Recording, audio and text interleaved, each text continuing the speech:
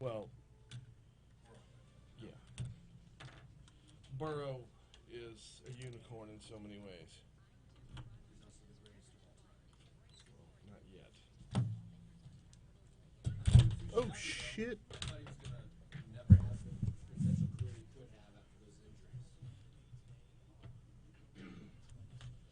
don't know that yet.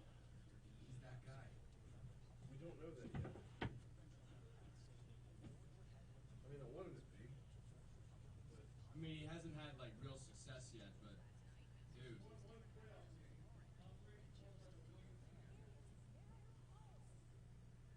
Do you want him to be Tom Brady?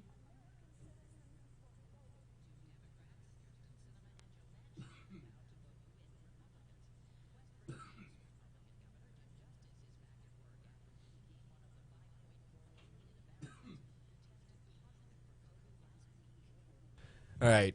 For those who are tuning in, good morning. I was just talking to Brian about this. For those who saw the game last night, Rams Cardinals, holy smokes. Wow. What a one-sided affair. He was saying that's why you never bet on a rookie quarterback or a first-time playoff quarterback. And I said, unless you're Joe Burrow. He said, yeah, well. And I'm like, he's the greatest of all time. And he's like, not yet. And I'm like, well, yeah, obviously. But I'm just surprised he did as well as he has in his bounce-back season after tearing pretty much his entire leg off. More power to him. All right, I had to finish setting things up. I just wanted to share that real quick.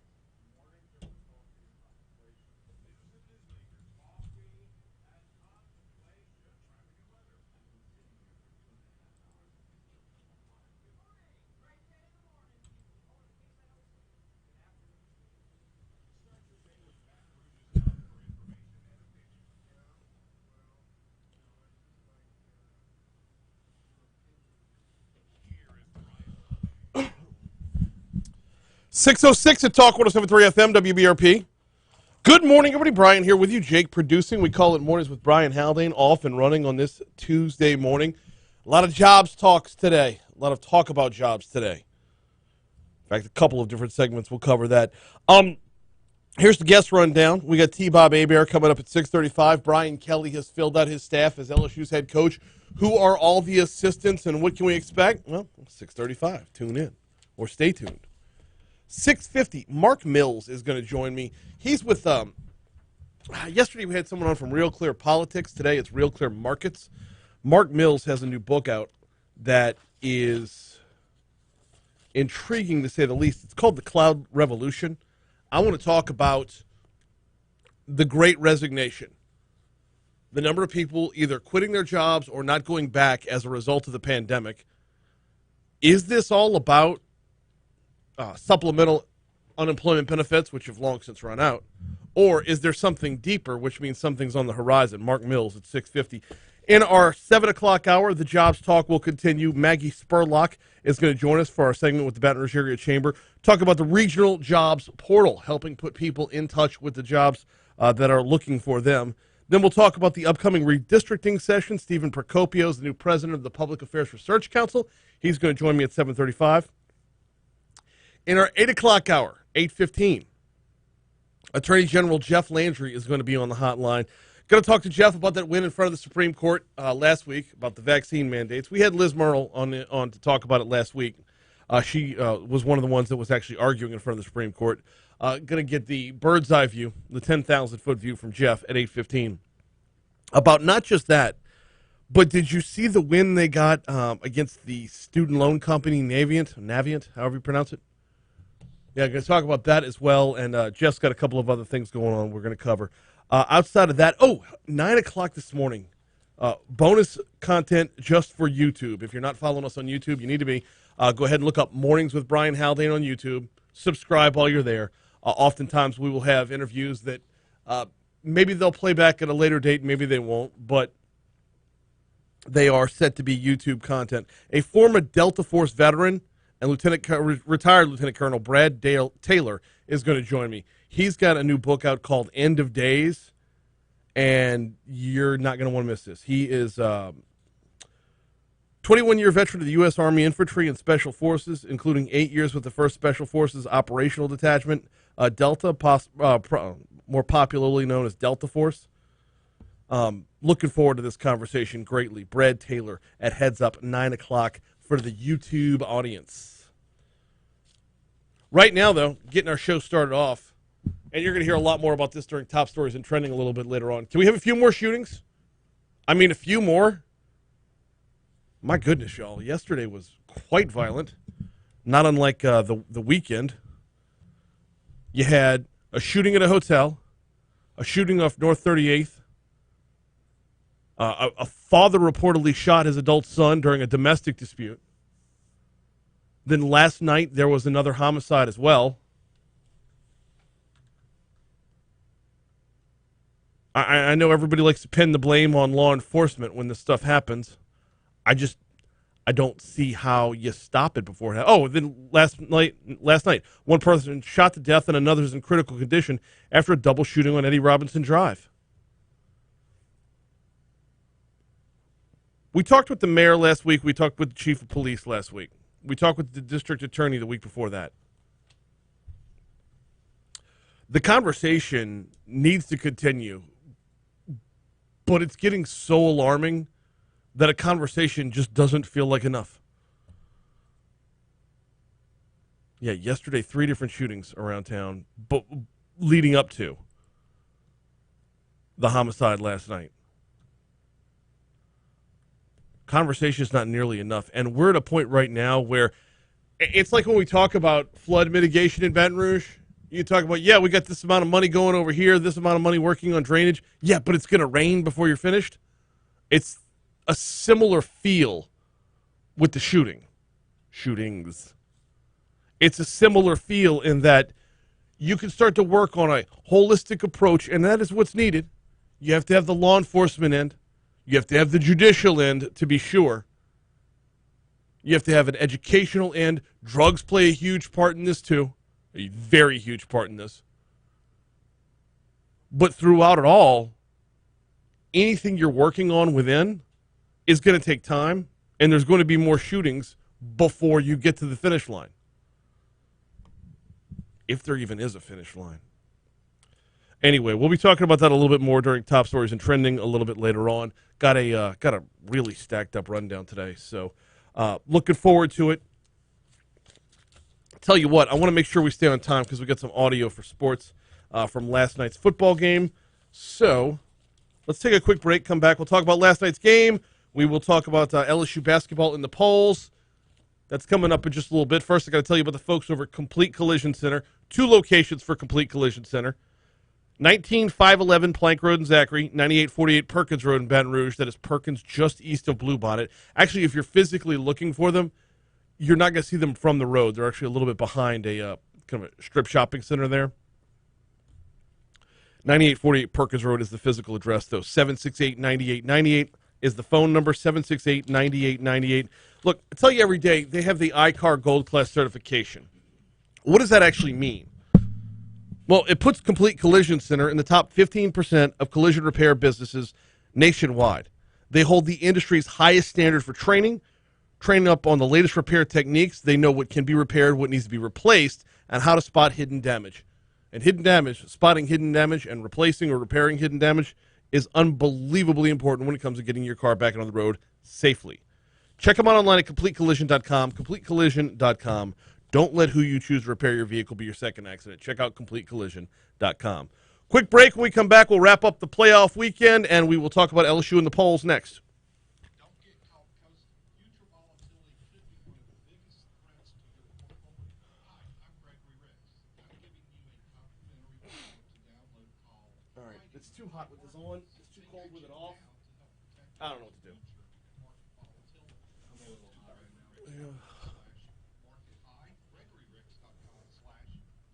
Problem is, it's not so much that it's cold in here. My office was about 20 degrees.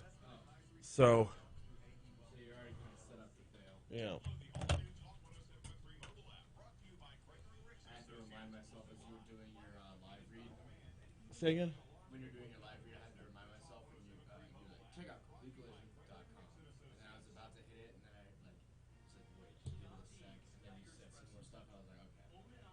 With Complete Collision, the lockout's almost always going to be don't let who you choose to repair your vehicle be your second accident. Check out CompleteCollision.com. Yeah, Once you hear second accident. Oh, yeah, so I tease what's coming up in sports, yeah. I almost pulled the trigger, but I was like, wait, it happened yesterday. Let's see if I should try to from it.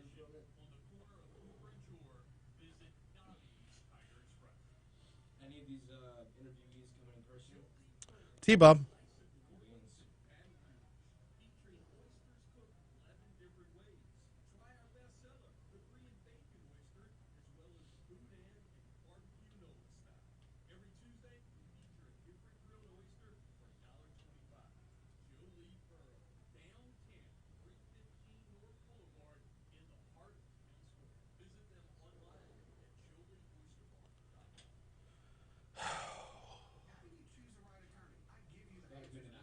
Okay. How do you want to do these? Acres and then OBJ? They're both OBJ. OBJ, 40-yard pass to Acres. Yeah. Happy to be on the Rams. The call of the pass first, and then the soundbite from Odell. I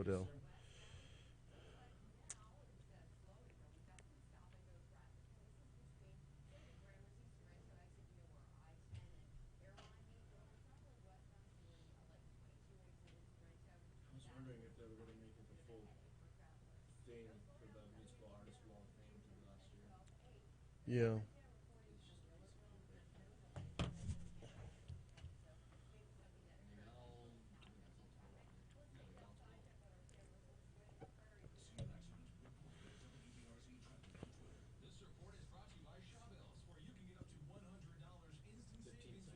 Okay. Do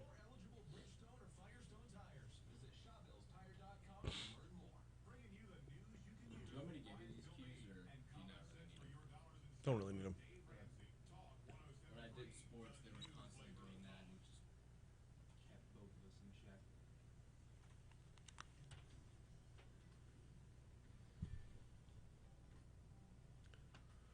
616 Talk 107.3 FM WBRP Sports Time. So last night wrapped up the wild card weekend. Oh, man. Okay, so 34-11 your final score. Rams top the Cardinals, which is great if you're an Odell Beckham Jr. fan, which we'll have some audio from him in a second. Terrible if you had Kyler Murray in your captain's position playing daily fantasy. Whatever. Anyway, Beckham last night, he had 4 catches for 54 yards and a touchdown. Receiving, he was 1 for 1 passing for 40 yards. Threw the ball to Cam Akers last night. Here's what that sounded like. Here's Odell Beckham Jr. He wants to throw it. Got a man down the sideline. It's Cam Akers. And the Rams aren't done yet with some razzle-dazzle Hollywood style. Gain of 40.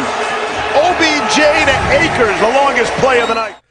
There was not a whole lot of explosive offense. Matt Stafford threw for 202 yards and 2 touchdowns. Cooper Kupp caught 1. Beckham caught the other. But 202 yards is not really blowing out the box score there.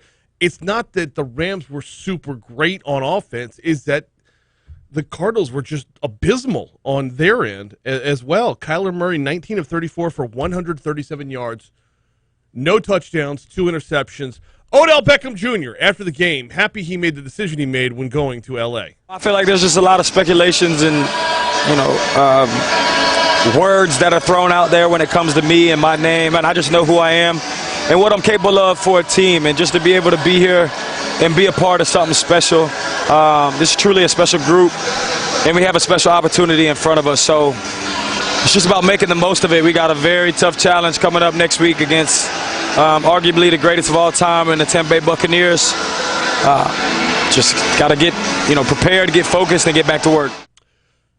Yeah, this coming weekend, that's going to be one heck of a matchup because of the hodgepodge of just collected talent on both sides of the football, for both Tampa and L.A. And reminder, if you're pulling for former LSU Tigers in the NFL, the only team you're not rooting for is Green Bay.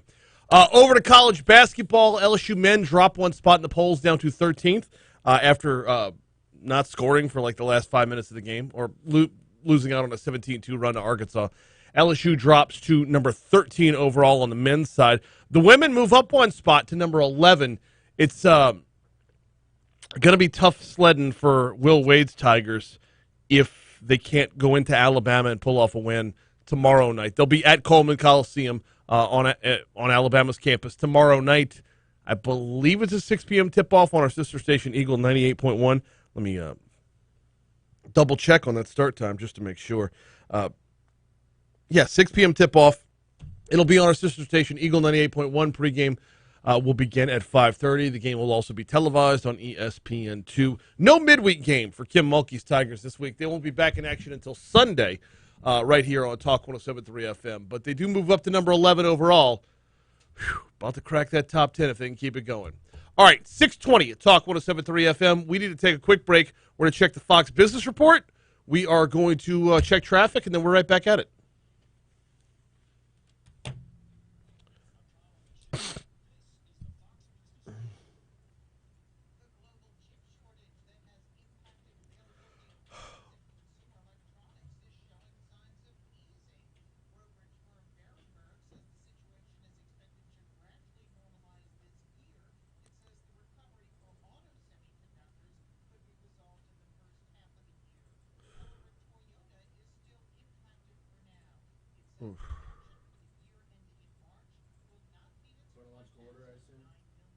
Yes.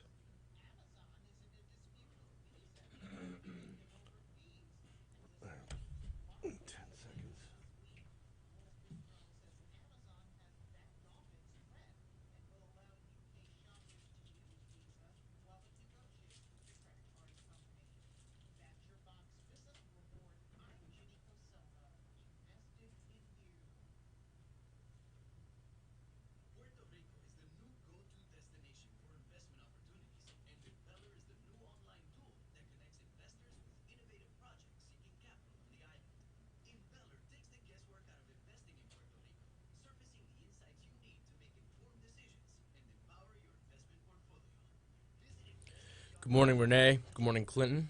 How are y'all doing on this fine morning? Sports fans out there, NFL fans, football fans, what have you. What is the ceiling of this Bengals team? Out of curiosity. They beat the Raiders. Granted, I kind of expected them to do that, but Joe Burrow and Jamar Chase are absolutely disgusting. It goes without saying. We know that. What is their ceiling for this year and, let's say, the next 3 years? Post in the comments. Anybody that posts, we'll talk about it during the breaks, obviously. Since the early 1800s, the Selassie family has played a significant role in the retail industry in Louisiana. Stuart Selassie has achieved the Certified Diamond Graduate designation from the prestigious Gemological Institute of America.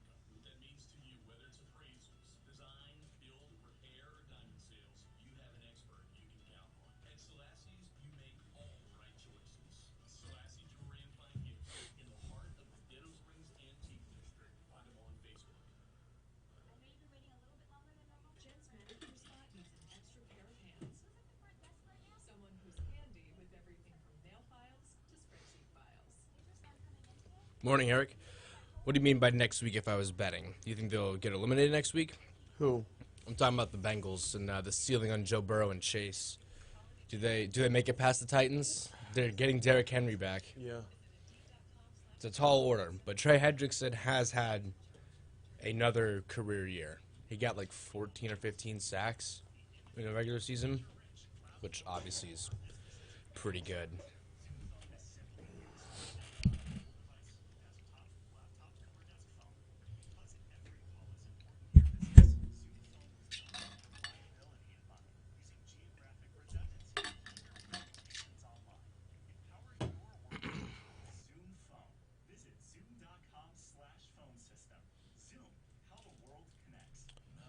Titans are given 3.5. That's not a very stiff line. And coming off a week off.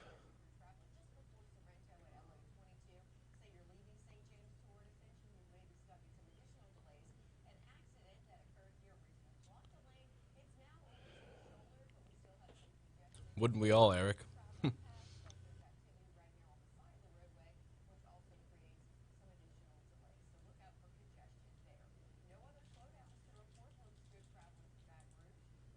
See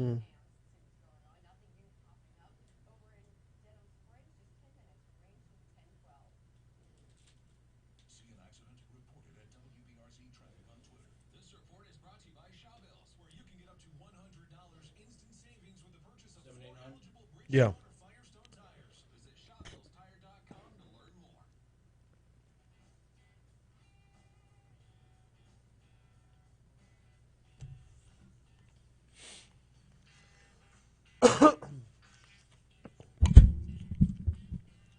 .624 Talk 107.3 FM WBRP. We're going to talk a little football in our next segment. T-Bob Hebert from Off the Bench is going to stop by, talk about Brian Kelly rounding out his coaching staff, what that's going to look like, and what we can expect. Right now, though, we've got a couple topics to cover. I want to start with, hang on one second. There it is. All right. Want to start with talking broadband. So we're going to talk about infrastructure from two different angles. First of all, broadband, then we'll get down to bridges. 58 parishes so far have applied for grants to bring broadband internet to their areas. 58 parishes. That's weird because that means there's, 6 parishes that haven't? Anyway, large portions of Louisiana, we've known this for some time. We've had Vineeth Iyengar on the show. He's kind of heading up this program for the state, and he will be on tomorrow at 7:15. Large parishes are just underserved. Louisiana presents numerous problems when it comes to broadband, geographically, just as far as sprawl is concerned in some areas and lack of it in others. Avoyelles State Representative Daryl Desatel, who we had on during the regular session last year to talk about this, was an architect of what they're calling the Gumbo Grants. We got $187 million. What we did, the legislature did, was we took $90 million of it, basically half of it, and set it up for this first round of applications. Gumbo, by the way, it's an acronym, Granting Unserved Municipalities Broadband Opportunities. Kudos to whoever named it. I mean, that's just super. Gumbo. The program was proposed by Desitel and others. It was passed last year. 58 parishes have so far applied for the money. The first-round candidates will be announced in March. Desitel says that the Gumbo Fund will get a boost from federal infrastructure money, and there are other ways that the available funds could grow as well. This program actually incentivizes the carriers to participate with some cost share. So we could take $1 billion and make it $1.5, $1.6 billion, which would solve our digital divide here in Louisiana. Now, keeping track of the money might not be the easiest thing because it is going to go through a number of different outlets. For example, Connect Louisiana is receiving nearly $450 million in funding requests. I guess it's just requests. That's not the amount that's actually going to go back out the door. Back to Desitel, though. He says the actual work to install broadband in the state's more remote areas can begin as early as May. Some concern about the supply chain, any potential labor shortage as well due to the pandemic. Desitel says that it's high time the broadband internet was available to every part of Louisiana. When you look at what it actually can accomplish, it's not just the, maybe the $1 billion of construction work. It's all of the access to internet that I think is really going to change our state. What's going to be interesting to follow here is not just the implementation of this and not just making broadband available, but the competition between, say, fiber and satellite or actual wires and satellite. And then when you get everything installed, you've got to worry about the education of it. Do the people who live in these areas know how to use it? And then there's a third part of this that nobody's really talking about yet, but how many people move to the country because they don't want to be connected? Will they even have the option at that point? I mean, if you're moving to the country to get away from it all, if you don't want to be around anybody, I mean, we live in a world now where you kind of need it wherever you're at. But if that's just not in the cards, or if that's not what you were intending, what are your options there? So that's the infrastructure topic from the broadband angle. Let's move to the Federal Highway Administration. This snuck in on Friday afternoon. Louisiana is set to receive approximately $1 billion for bridges from a new federal program. The Federal Highway Administration announced plans to release a program that will dedicate $26.5 billion to states for investments in bridge repairs and infrastructure. Roughly $1 billion of that is coming to Louisiana. If you were wondering if any of those bridges are in East Baton Rouge Parish or the surrounding area, I could tell you, yes, there are some. There's a laundry list of bridges, but you're going to find them all over the state. In Baton Rouge, let's flip to page 2 here, US 61 Jefferson Highway overpass repair in East Baton Rouge. That's on the list. Also, in our surrounding area, Highway 961 over Sandy Creek in East Feliciana, and the LA 404 Bayou and Canal bridges in Iberville Parish. Outside of that, it's spread all over the darn place. But the point is, you're starting to see infrastructure dollars making their way back home. You're starting to see them make their way back to Louisiana. After that, though, it's getting things built in a timely manner or repaired in a timely manner, and then back up and running where we could travel on the roads safely. Speaking of which, had this one coming in on Friday afternoon as well. A lot of infrastructure dollars being announced on Friday afternoon. Separate topic, and this might be a little bit inside baseball, but a Friday afternoon of a holiday weekend is kind of a news dump time. It's weird to see politicos, politicians and whatnot, announcing so much good news at a time where we're all clocking out for the weekend. Normally, you'd announce the bad news then when nobody's really paying attention, although that's kind of dissipated a little bit in the age of the internet. But that's take out the trash time.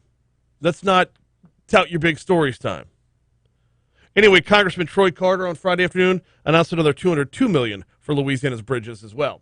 Quick break for news. Coming back with T-Bob next.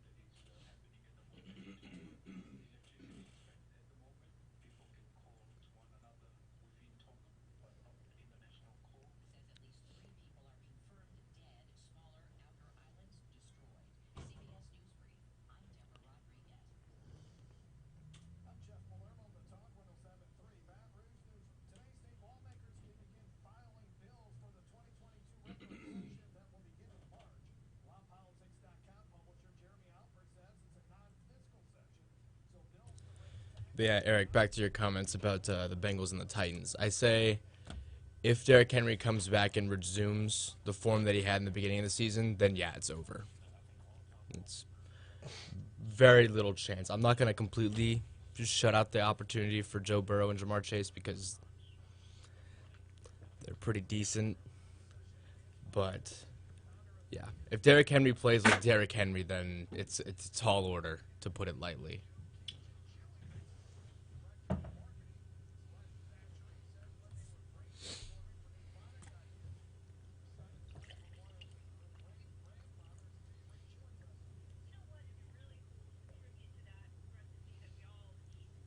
Did you look at the line for that?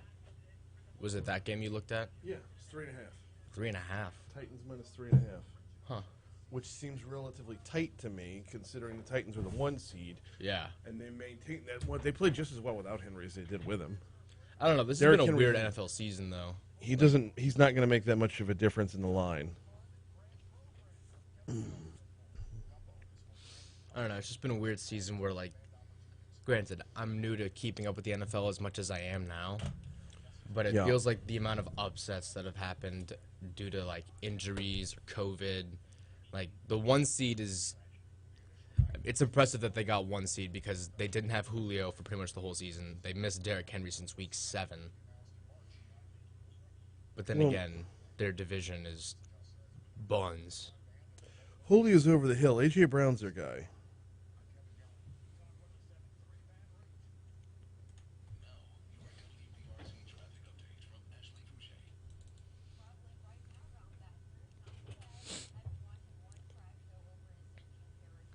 I want the Bengals to win so bad, though. They got a good head on their shoulders, too. They're not, job's not finished kind of thing.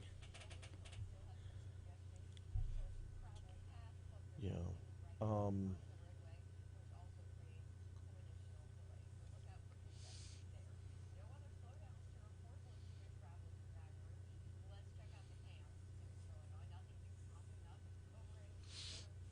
I'm going to look at the bracket. The matchup here is going to be Tennessee's defense versus Cincinnati's offense. Oh, 100%. That's because Dante Foreman's done a fine job filling in. Mm-hmm. And Ryan Tannehill does not throw the ball a whole lot, or at least not for a lot of yards. Not with Henry on the field. So as of right now, it's going to be Titans, Bengals, Chiefs, Bills, Packers, Niners, and then Bucks, Rams. yeah. Whew.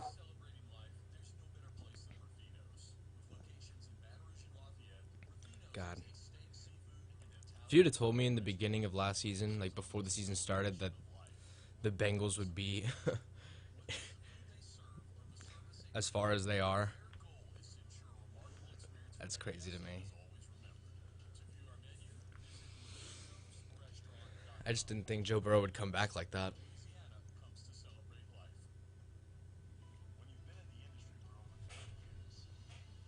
I thought the Bengals were going to ruin any chances of a good career, but he's done more for that franchise than anybody has in the last 3+ decades. It's clear the whole team is behind him, and he's behind the team. And that's just good to see.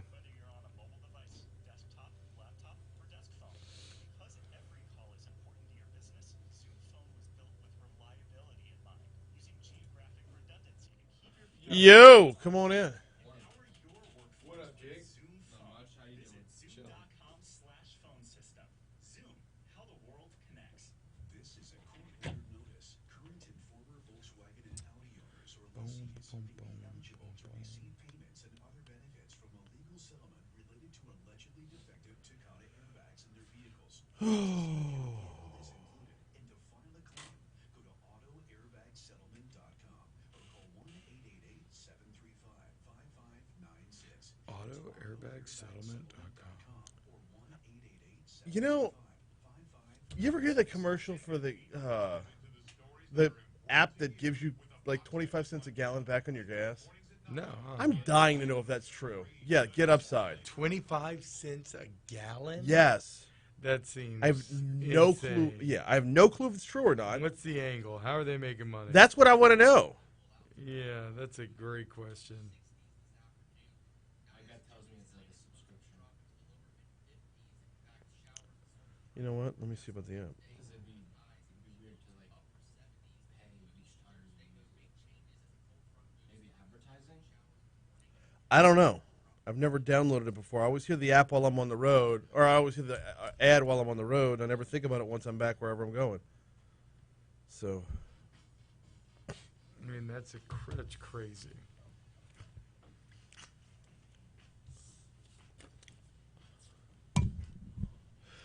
.637 Talk 107.3 FM WBRP. So Brian Kelly has rounded out his coaching staff.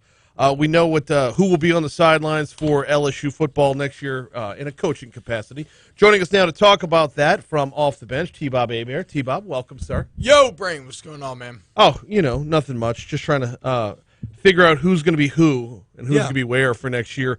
The latest ad, Cortez Hankton. Mm-hmm. Oh. Yeah, very good coach. He's hired as the wide receivers coach and passing game coordinator. He had the same titles at UGA over the past few years. A guy who has really been a grinder. He was a guy who was an undrafted free agent coming out of Texas Southern College. He ends up making it 6 years in the league as a wide receiver. He then coaches wide receivers at Dartmouth and Vanderbilt before finding his way to UGA.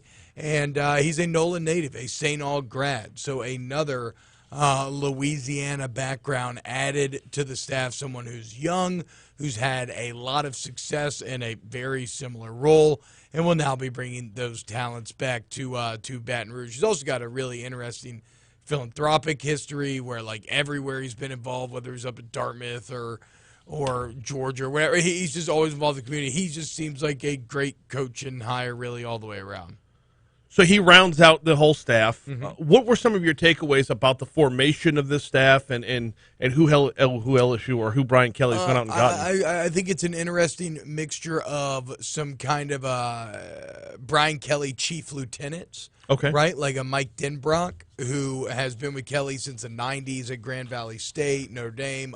Brian Polian would fall into that group as well. So guys that he has a ton of experience with that are going to operate out of key areas. But then underneath those lieutenants that you have a ton of experience with, hiring some young up-and-comers. And a lot of times guys that even have some Louisiana ties. I mean, especially offensively when you look at Cortez Hankton and you look at Joe Sloan coming down from Louisiana Tech and you look at Brad Davis, the offensive line coach. Those are all young coaches with solid resumes, Louisiana background, seem like big potential guys, a very nice staff put together there. Then you look at on the defensive side of the ball, it's maybe a little I don't know how to say this. It could be really good, right? Some more young kind of under some young up and comers there. Where Jamar Kane, that's a huge hire. He was going to go to Lincoln Riley and USC. That's the D line coach. Okay, that's a fantastic get. Steeples and Cooks are a bit more interesting. I still get them confused. Was Steeples okay? Steeples is the quarterback's coach, right? So he was the one who. His resume is pretty fantastic, where he played corner in the NFL. He then took over a high school in St. Louis that was horrible. He made them into a national powerhouse in 3 years. He jumped from high school to the NFL. That's how impressive he was, and now he's here at LSU. So he's assuming the mantle of cornerbacks coach at a place like LSU, but he's never done it before. But his trajectory for his career speaks to insane potential. With Cooks, you have someone who is one of the hottest DB coaches back in 2019, leaves Notre Dame, goes to Texas Tech. Doesn't really work out. In the last 2 years, he's been a Notre Dame analyst, so his stock is maybe down from what it was, so he's trying to kind of get it back. But he was once viewed as one of the top DB coaches in the entire country. I do think the DC hire, Matt House, is absolutely fantastic in that he's already a proven SEC coordinator. He's been very good in the NFL with the Chiefs. Tyrann Matthew speaks very glowingly of him.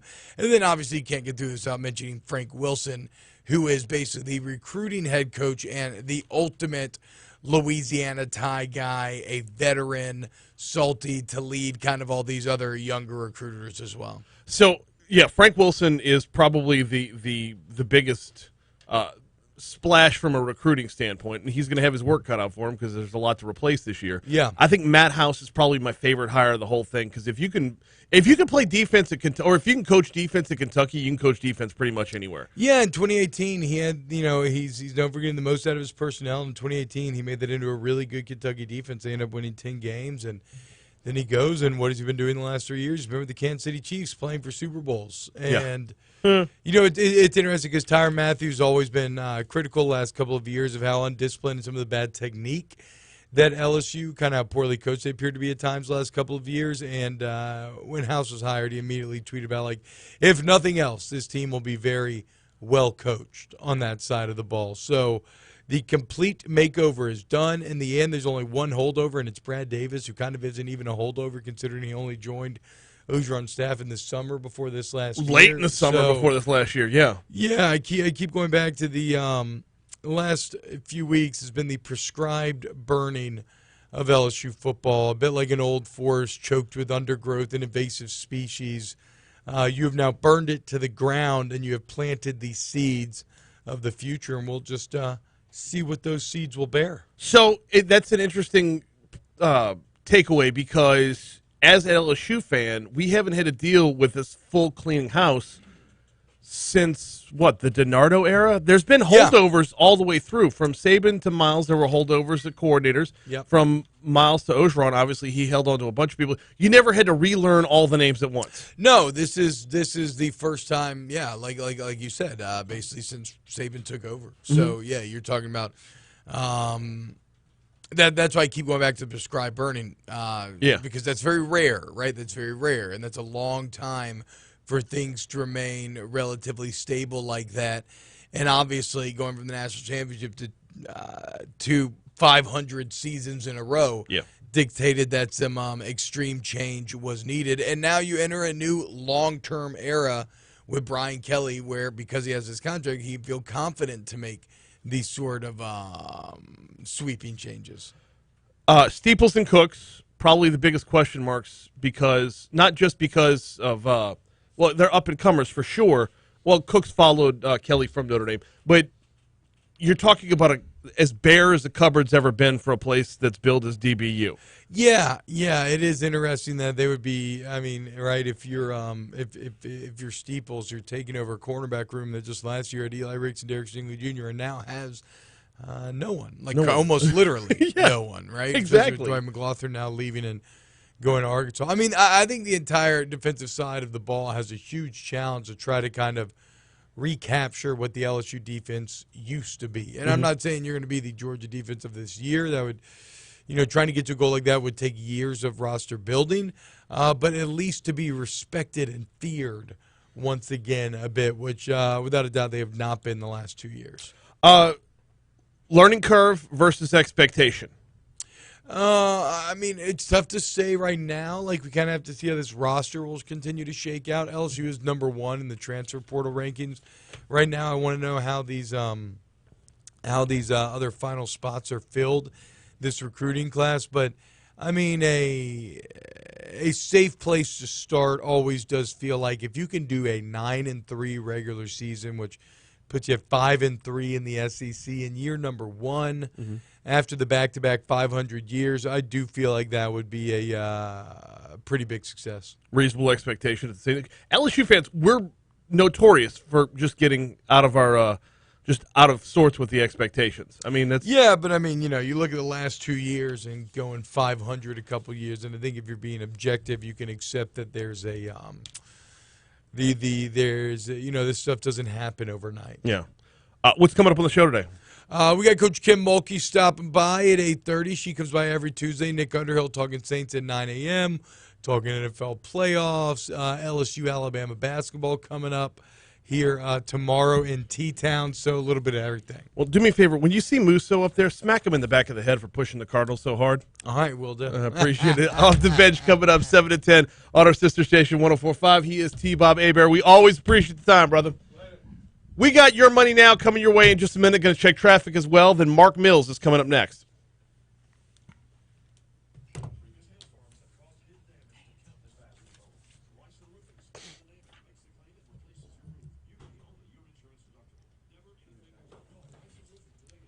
Good morning, Christy.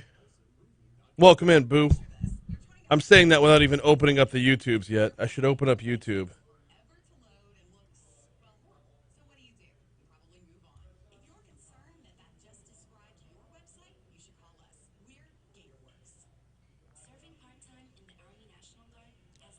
All right, it's freaking loud.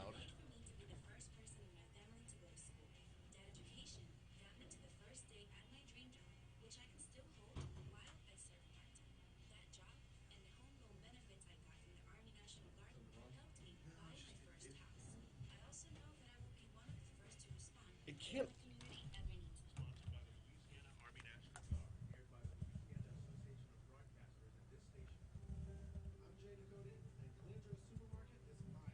Yeah.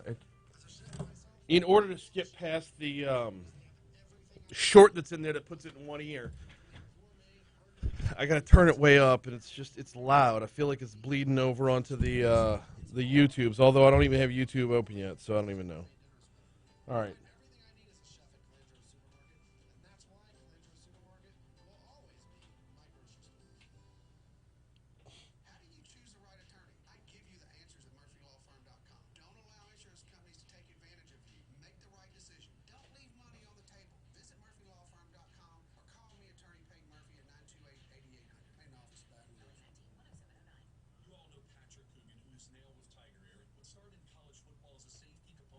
All right, the Get Upside app did not cost any money to download. I say that it's downloading as we speak. Some of them do. I stopped playing games on my phone in like 8th grade just because it took too much of my time. So I remember you had to pay money for those, but like stuff like YouTube or Spotify. Anything you don't want commercials on, you can pay for. I mean, it's well, how does that guy put it? If you're not the customer, you're the product. Unfortunate and true way to put it.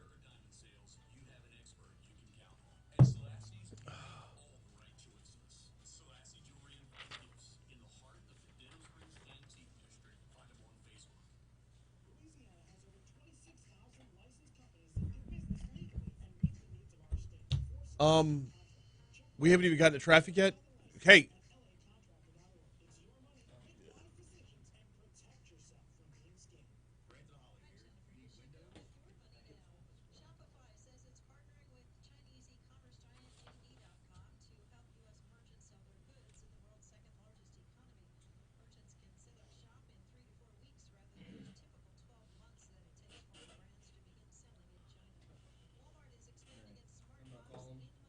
Yes, please.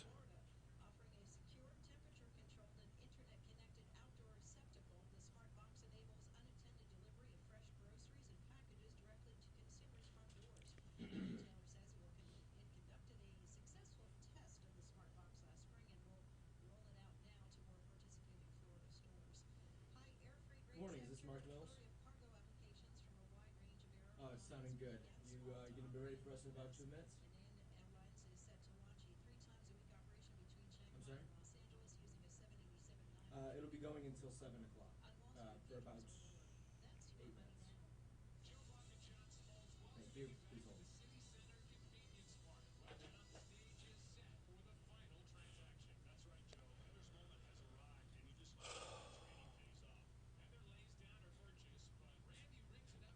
Oh man, what's the promo code? I heard a promo code in the commercial for the Get Upside app. Wait till the end of the show, I guess. Promo code talk? I don't know.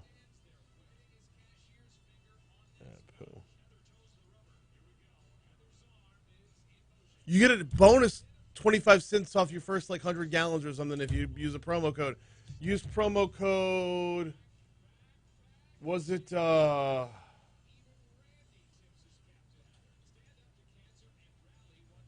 hang on. You know what?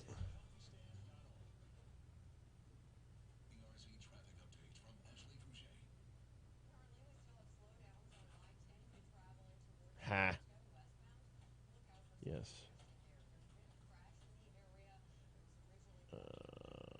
this? 89W58.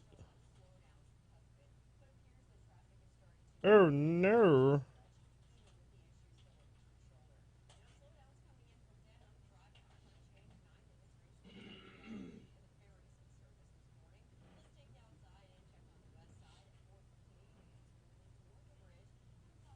Allow while using the app.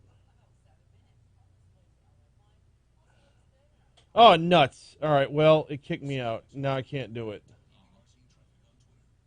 Yeah.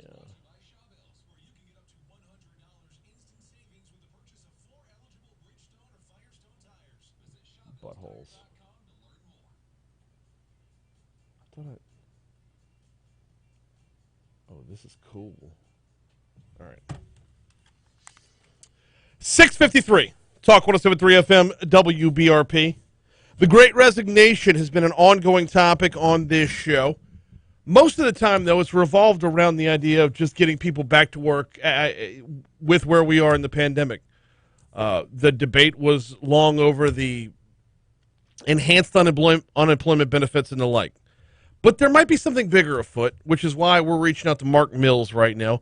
Mark Mills is the author of The Cloud Revolution, How the Convergence of New Technologies Will Unleash the Next Economic Boom and a Roaring 2020s. Mark, good morning. Welcome to Talk 107.3. How are you?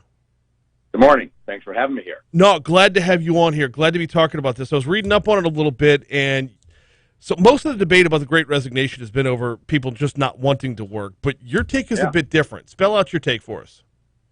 Well, there are a lot of people who don't want to work anymore, and boomers are retiring earlier. Before the great lockdowns, as you know, all the talk was about how boomers would never get the heck out of the job force and make room for everybody. So we have a interesting confluence, which comes at a time when we have virtual robots and physical robots to fill the workforce. I mean, it's one of these overnight revolutions that took 30 years to happen. But warehouses are filling up with robots, literally robots, not like science fiction robots, that are amplifying the labor of the workforce. Same is true in the white-collar domains. You know, Siri voice, if you like, or Alexa on steroids. Getting assistance in real time from computing in the cloud amplifies, enhances capacities of every employee. Okay, how though? Like it makes sense of the idea that more robots would equal more jobs for humans.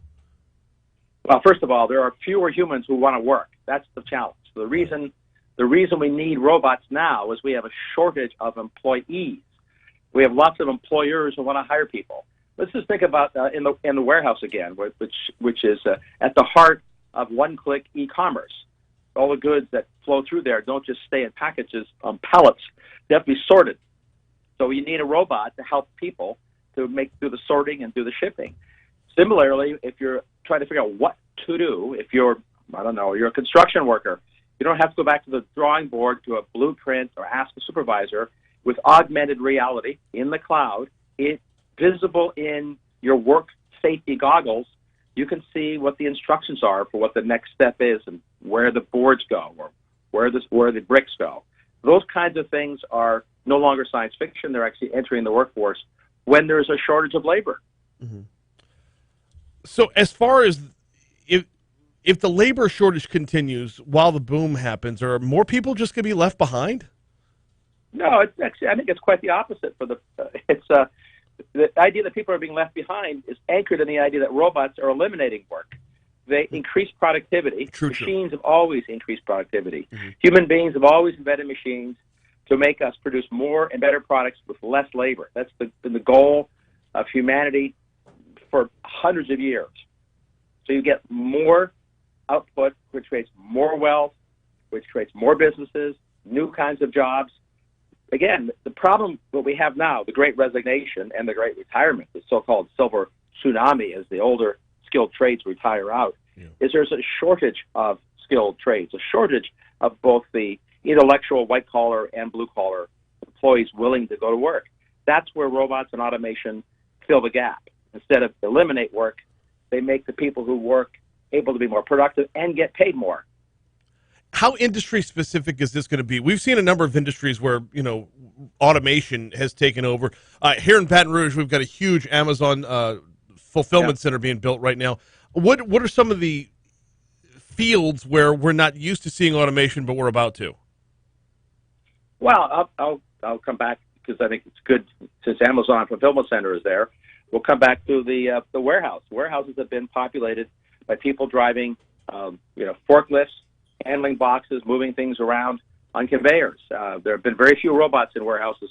Warehouses date back to the dawn of civilization. In the last decade, robots have invaded warehouses faster than any other part of the commercial landscape. Mm-hmm. So we'll see robots that go into the manufacturing sector. By there I mean there's a word called cobots, collaborative robots. It sounds like science fiction to wear an exoskeleton like in movies, but exoskeletons are now commercial, exist, and are starting to be used. That lets somebody lift heavier things alone without injuring themselves. Again, amplifies human labor. What about service industry? Well, service industries are, again, heavily both manpower and intellectually related. So if you think about everything that goes on in the entertainment or travel services, and travel comes back. It's already coming back. The ski resorts are inundated with vacationers right now. It's in the news, right? Mm-hmm. So what do you do there? Well, you need to have people who can make more decisions more quickly, your frontline employees. That's where artificial intelligence through, again, think of it as Alexa or Siri voice on steroids, a really useful way of getting answers to questions about who goes first, can I give them a discount? All those kind of amplifiers make a difference, as well as on the physical side, cleaning hotel rooms, automating that. In the kitchens, in the service industry, robots are going to be are welcome now. They're difficult to make effective. It's only been recently that engineers have made robots really, truly useful. Kitchens are short-staffed, so what do you want to do? You're not going to make the chef a robot. You're going to make the drudgery tasks automated and robotified. Okay, so that brings it around to, and we only got about a minute left, that brings it around to public acceptance of this. And there's going to be pushback, is there not?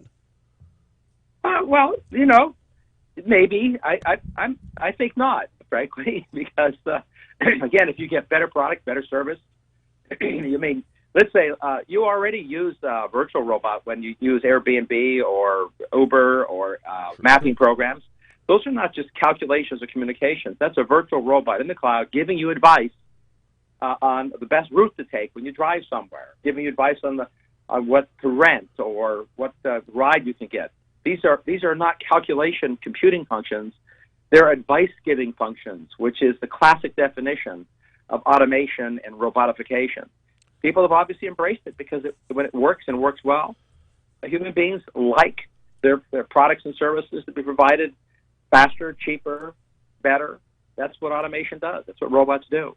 It's going to be fun to follow, exciting to follow for sure. He is Mark Mills, author of The Cloud Revolution. Yeah, the robots are coming, Mark. I appreciate the time this morning, man. Thanks for having me on. Take Absolutely. care. Yeah, we'll talk soon. That was so much to be explored. We're late for news.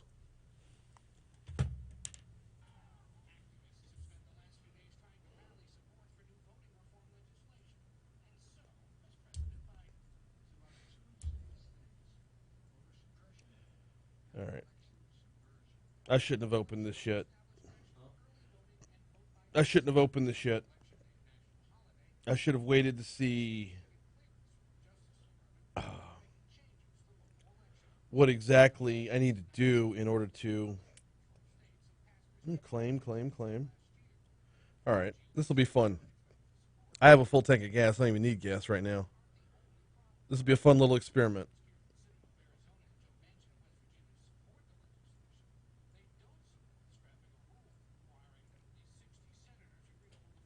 Byron says, I think the Get Upside deal is real. The drawback is it's only for participating gas stations. Yeah, but if the racetrack that I stop at or the Shell station I stop at is one of those gas stations and, I'll oftentimes get gas from Costco. Costco is on average, about 10 cents cheaper per gallon than racetrack, right? So if I get 15 cents per gallon back, that makes racetrack, once again, 15 cents cheaper.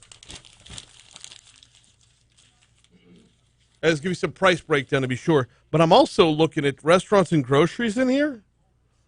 Gonna have to get with the fine folks over at Mathern's and see what's what. So I don't think you push down the button to answer them. The green button never went solid. It was always flashing. I was hitting it. Yeah. Just like I hit drop. That's Never did it. well. You got my text? Yeah.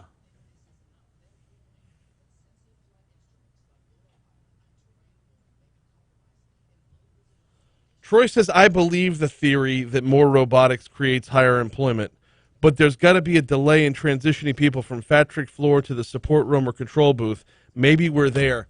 My belief is that it's going to free up workforce to do things that we haven't seen yet.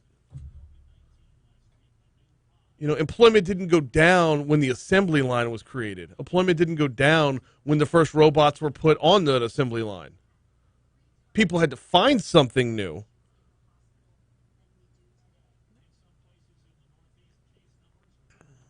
I got to get him back on again. That was just way too short of an interview. There's so much more to explore there. Sounds like so far this week we've had plenty of interviewees that. Oh yeah, that left a lot on the table. Like every once in a while, I'll open up a new avenue for experts in certain fields. R Street has been one of my go-tos, right? Yeah. They're a market-based think tank, not on the right, not on the left. Well, Real Clear Politics is where Mark came from and where yesterday's Peter, what was Peter's last name? Anyway, yesterday's guest in the same time slot. I went ahead and booked them both for Monday and Tuesday, not knowing if they were going to be any good or not. I figured if they're good, I'd rather leave something on the table than have a 15-minute segment worth of pulling teeth.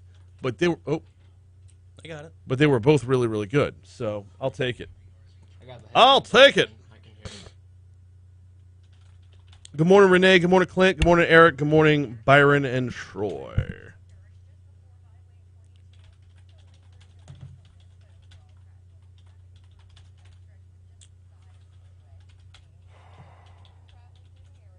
Speaking of which, I haven't had R Street on in forever. They had a lot of turnover. Their communications person used to reach out like every other week. How much time do you spend per show for? That was a long break. Yeah. She's got to time it out to where the whole thing's 1 minute. So it's kind of spaced. Because when it runs on 100.7, it's got automation that has to meet. Mm-hmm. So, yeah, there's dead air some places. How much time do I spend what? Communicating with potential guests to fill up one show. How much time would you say you spend? For those tuning in, I wasn't close enough to the mic. I asked him how much time per show, per rundown, does he spend getting in contact with guests? Depends on the guest. Say you have 2 an hour. Okay, so T-Bob, I spent maybe a minute and a half. Fair enough. I saw him upstairs. I was like, hey, pop down at 6:30. He's like, okay, cool. Mark Mills, they're trading a couple emails. I mean, time-wise, it's not a whole lot. It's just remembering to go back and follow up. Do you have a planner? No, I have a handwritten calendar.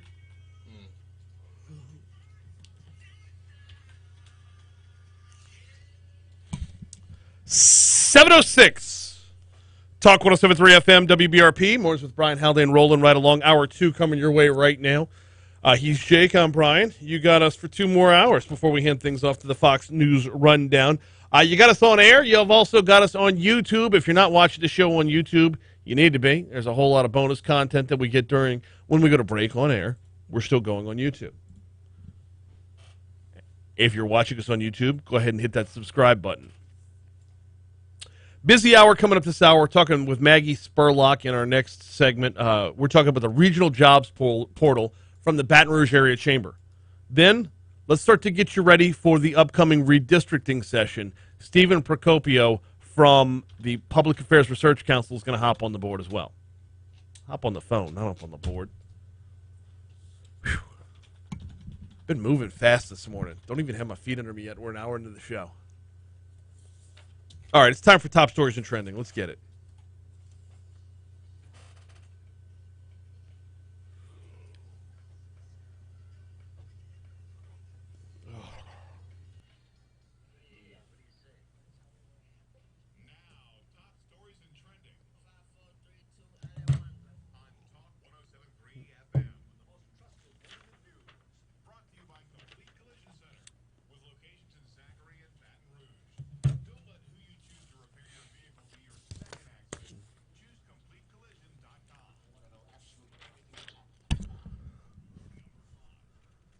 So this Cleve-Dunn property story is back in the news again. The saga involving an East Baton Rouge Metro councilman and his neighbor, Eugene Michelli, continues. The neighbor has filed a lawsuit over the councilman's backyard oasis at a property outside of his district. Last year, Michelli's Baton Rouge home flooded. Said it happened because of property improvements made by District 6 Councilman Cleve-Dunn at a house that he owns in District 8. Since that flooding event, Michelli has replaced the floors in the home and planted fresh sod in the front yard, yet they're still concerned he could flood again. When it rains, Michelli says the water drains into their yard, washes away the dirt. Dunn told 2 on Your Side, our news partners over at WBRZ previously, that he's not responsible for those flooding concerns. Last year, the city parish failed Dunn's property on multiple inspections, saying that violations do exist. Violations include a fence that appears to be built over the property line, a structure that's built too close to the servitude, and a driveway that's too wide. The inspection department says the work was not permitted. By the way, for what it's worth, Cleve-Dunn's attorneys are asking for the lawsuit to be thrown out.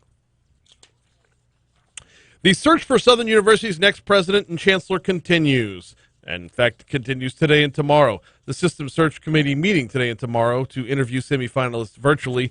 Those semifinalists are Lawrence Alexander, Chancellor of the University of Arkansas at Pine Bluff, James Ammons, Chancellor of SUNO, Southern University of New Orleans, Walter Kimbrough, President of Dillard University of New Orleans, Dennis Shields, Chancellor of the University of Wisconsin-Platteville, and Kent Smith, the President of Langston University in Oklahoma. After this round of interviews, there will be finalists who will be brought in person. So the state didn't report new COVID numbers yesterday because it was a holiday, but Baton Rouge General did send out a press release of what they're looking at. As of yesterday, Baton Rouge General had 87 COVID patients in the hospital. That was up from 73 the previous Monday. The weekly increase is smaller than it's been in the past month. 20% of the COVID patients are in the ICU, which is similar to the first, second, and third waves. The fourth wave, way, way higher. By the way, the average age of a COVID patient at Baton Rouge General, 65 years old. 77% of Baton Rouge General's COVID patients are unvaccinated. 4.5% of COVID patients have been boosted. Boy, that's a stark contrast right there. 77% unvaccinated, only 4.5% boosted. The average age of a vaccinated COVID patient at Baton Rouge General, 76 years old. Average age of an unvaccinated COVID patient, 60. My 2 biggest takeaways right there. Number 1, the vaccinated versus unvaccinated factor. Number 2, last week was the slowest week they've seen since we first heard the word Omicron. 4 separate shootings across Baton Rouge left 5 people hurt Monday, 2 of them suffering from serious injuries.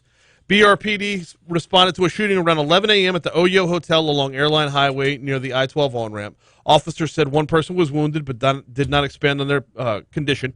Around 1:20 p.m., a juvenile was found among 2 people hit by gunfire in a neighborhood near Florida Boulevard. That was Mark Ann Drive at La Annie. Remember that intersection. You're going to hear it a lot because you heard it a lot last year as well. 1 person was shot around 4 p.m. at the corner of Monroe and North 38th. Sources said that victim was seriously injured. Less than an hour later, a man was shot at a home along Kleinpeter Road. The sheriff's office said that man shot his adult son, leaving him seriously hurt. Those 4 shootings, however, lead us up to 1 person was shot to death. Another is in critical condition after a shooting in the 1100 block of Eddie Robinson Drive. Authorities say that shooting happened around 10:30 Monday night. One of the victims was dead when first responders arrived. No other information about this shooting was immediately available. Those are your top stories. Here's a look at what's trending this morning. There's not a whole lot of uniqueness to Baton Rouge's Mardi Gras, which is why I like to celebrate those markers in time where we know it's ours. We know it belongs to Baton Rouge. Yesterday morning, a familiar sight returned to the University Lakes. The pink flamingos once again flocked to the water, signaling the start of the carnival season in Baton Rouge. Spanish Town's iconic flamingos appeared in the lakes early Monday morning. The handcrafted wooden birds daring passerby to brave the frigid waters and claim one for themselves. The annual tradition began back in the 1980s as a way to drum up interest in the Spanish Town Ball, which is coming up February 5th. The parade itself will be on February 26th. The Flamingo race has since become a staple of the Mardi Gras season in the capital area and one of my favorite parts of Baton Rouge Mardi Gras. Those are your top stories in trending. Going to take a quick break in just a second. Before that break, got to ask you if you got lunch plans yet. If not, Mooyah Burgers, Fries, and Shakes is available for you. They've got 2 locations, Segan just north of Industrialplex and Blue Bonnet at Highland Road. You will find the same top quality ingredients at both locations. You will find the same freshly baked potato buns at both locations. You will find the same certified Angus beef at both locations, and you will find the best service at both locations, all adding up to the best burger in Baton Rouge. Whether you like the classic Mooyah double cheeseburger, whether you like to build your own, or like me, you like to go for a little bit of spicy, we can get yourself a double Diablo. No matter how you're breaking it down, you're going to get the best burger in Baton Rouge at Mooyah Burgers, Fries, and Shakes. Quick break, coming back to talk to Maggi Spurlock about the Regional Jobs Portal next.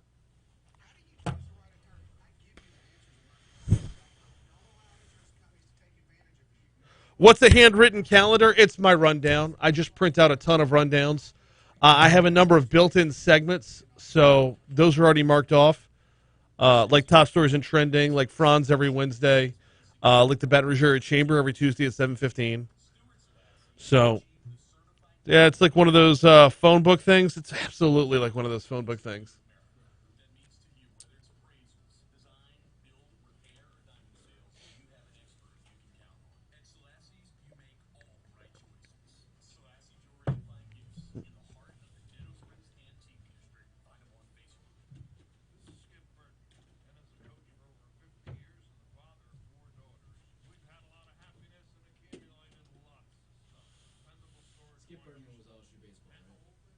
Yes. I know it's a dumb question. Yeah. I remember Skip in baseball wanting to be dumb.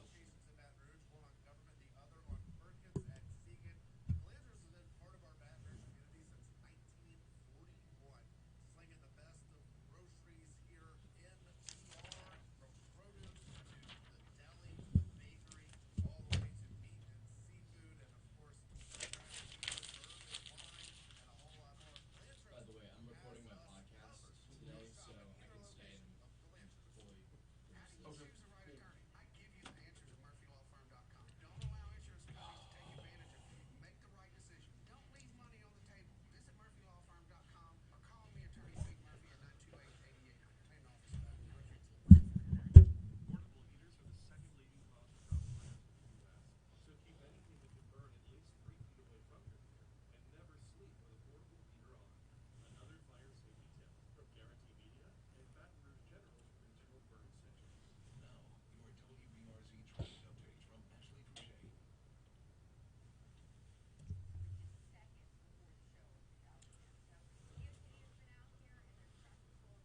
Wow, we actually have this before it's new. We're breaking the news here.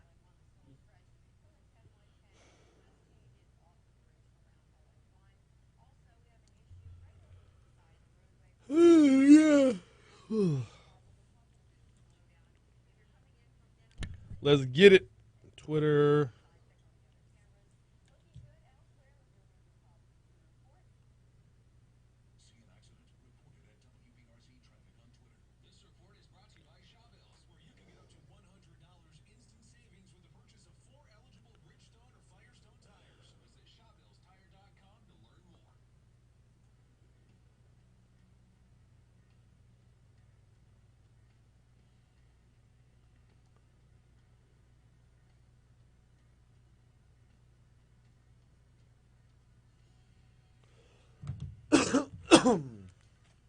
$7:16 to Talk 107.3 FM WBRP. So big news coming your way, I believe today, as the Baton Rouge Area Chamber is launching their regional jobs portal, brworks.org. Joining us now to talk about it is the Chamber's Director of Talent Development, Maggi Spurlock. Maggi, welcome to Talk 107.3. How are you? Good morning. I'm doing well. How about you today? Doing very, very well as well. All right, so Regional Jobs Portal, tell me all about the new website. Sure. Super excited about this. It's been quite a bit of time coming. It's the Capital Region's first and only regional jobs portal. So it's data-driven job site featuring technology that's going to match job seekers with local regional jobs and regional training opportunities with resources to help those job seekers. So BR Works is going to help those that are either looking to upskill or looking for just something new in their career, find that right match in our region. Match them how? Sure. So we're working with labor market analysis company MZ, and what they're able to do is they have two different options as a job seeker. So they can go into the site, and there's two different skills assessments they can take. There's kind of a quick one that's going to be just kind of them sharing what their skills are, or they're able to go in, upload their resume, and it's going to match them to open jobs in our region that are going to rank those jobs according to their compatibility with their competencies that they have either on their resume or they've shared. Alternately, if they're, just kind of browsing, kind of seeing what's out there, they can also go into the site and look at what some of those available regional jobs are and sort them by kind of either title or industry sector, or just kind of their interest there. So it's kind of a no-fail system. They're going to be able to go in and find what really suits them.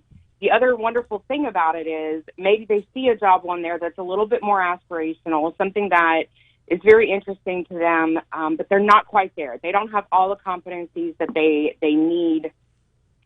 They're able to go in because of this really amazing information that they're able to get in, and we're in that beta version. They're able to also see what some of those skills gaps are that they have, and they're able to go in and find regional and national trainings that they can take to be able to get those skills that they need to be able to get that job that they really want. So we've kind of gotten all the bases covered there with that matching ability.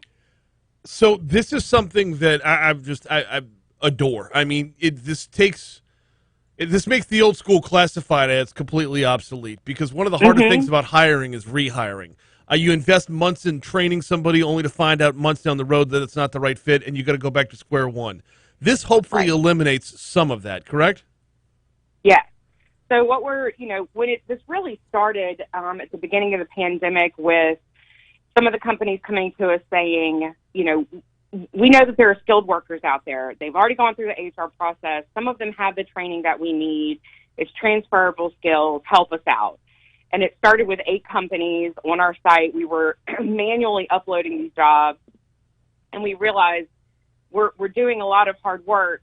How do we do this automatically? And at the same time, MC came to us. We are a pilot city, so we're one of the first cities in the U.S. that's really doing this with this program, and it's making it so much easier for the job seeker to find what suits them the best, what they have that they're able to do. But it's, a little bit, like you said, it's a step further than the old classified ads, right? It's not even just, oh, this is the job I want, or maybe this is something that's really interesting. It's how can I make sure that I'm upskilling to maybe something that's going to help my family grow a little more, help me grow in my career, gain those skills that I need to keep advancing. And we know that as we're supporting our community in that way, it's kind of a tide rises all ships. If we're helping everyone that's a job seeker, we're helping our whole community. Our business leaders are going to be happy because they're going to be getting those qualified workers that are going to be committed to the job, committed to that career, and committed to Baton Rouge. So we're really, really excited about it. How long is this? I know the press release says it was a release. BRAC began BR Works in a simplified form in 2020. But how long has this idea been brewing? How long is this from thought to creation to implementation? Sure. So about 3 weeks after we went into lockdown in March, we had some of our regional business owners came to us, like I said, with concerns about hiring skilled workers. They knew they were out there.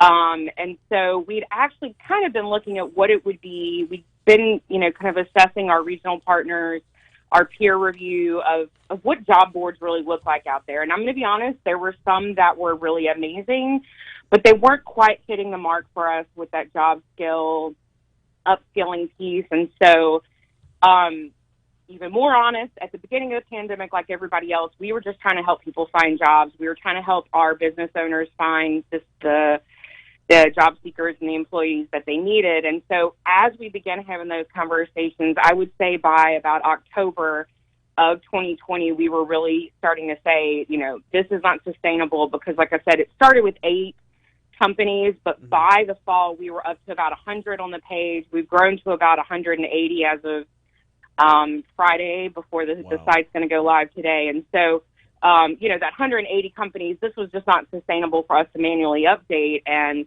as we started working with Envy in the fall of 2020 and the early spring of 2021, it kept growing, and we thought, a jobs board, and it wasn't just a jobs board, it was matching, it was the skills. And so even for us, we were very excited that it really hit all the marks to make sure that we were doing everything we could for that job skill matching piece. And so we're grateful to our partners here regionally that have worked with us on the training pieces. And of course, it's being powered by Cox Communications, so we're really excited to have that partnership there. And so we have been eagerly awaiting getting this done and getting it all ready to go. So about a year to get it from, literally scratch paper, drawing out the website and all of that great stuff till today. And it's a good day today. Absolutely it is. And so, correct me if I'm wrong here, but the skills aspect of this is the real game changer. It's not just a matter of here's the jobs available, yes, you qualify, no, you don't. But this is sounding like a no, you don't yet qualify, but if you're really serious about it and you go over here and get the certification, come back and see us, we'll pair you then. How important was that to the process to make this different than every other program out there?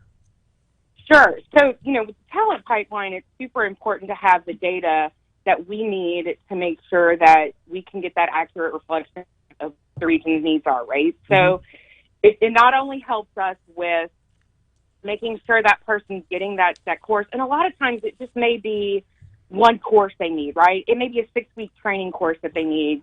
Sometimes it may be a little bit longer and a little more intensive, but we want to make sure and have that. The other piece of it is because we were having those conversations with our regional partners, our higher ed institutions, what we're going to be able to do with this data that we're going to gather from this, that our job seekers are giving us, we're going to have those conversations with our local higher ed partners, and we can start talking about what the curriculum is.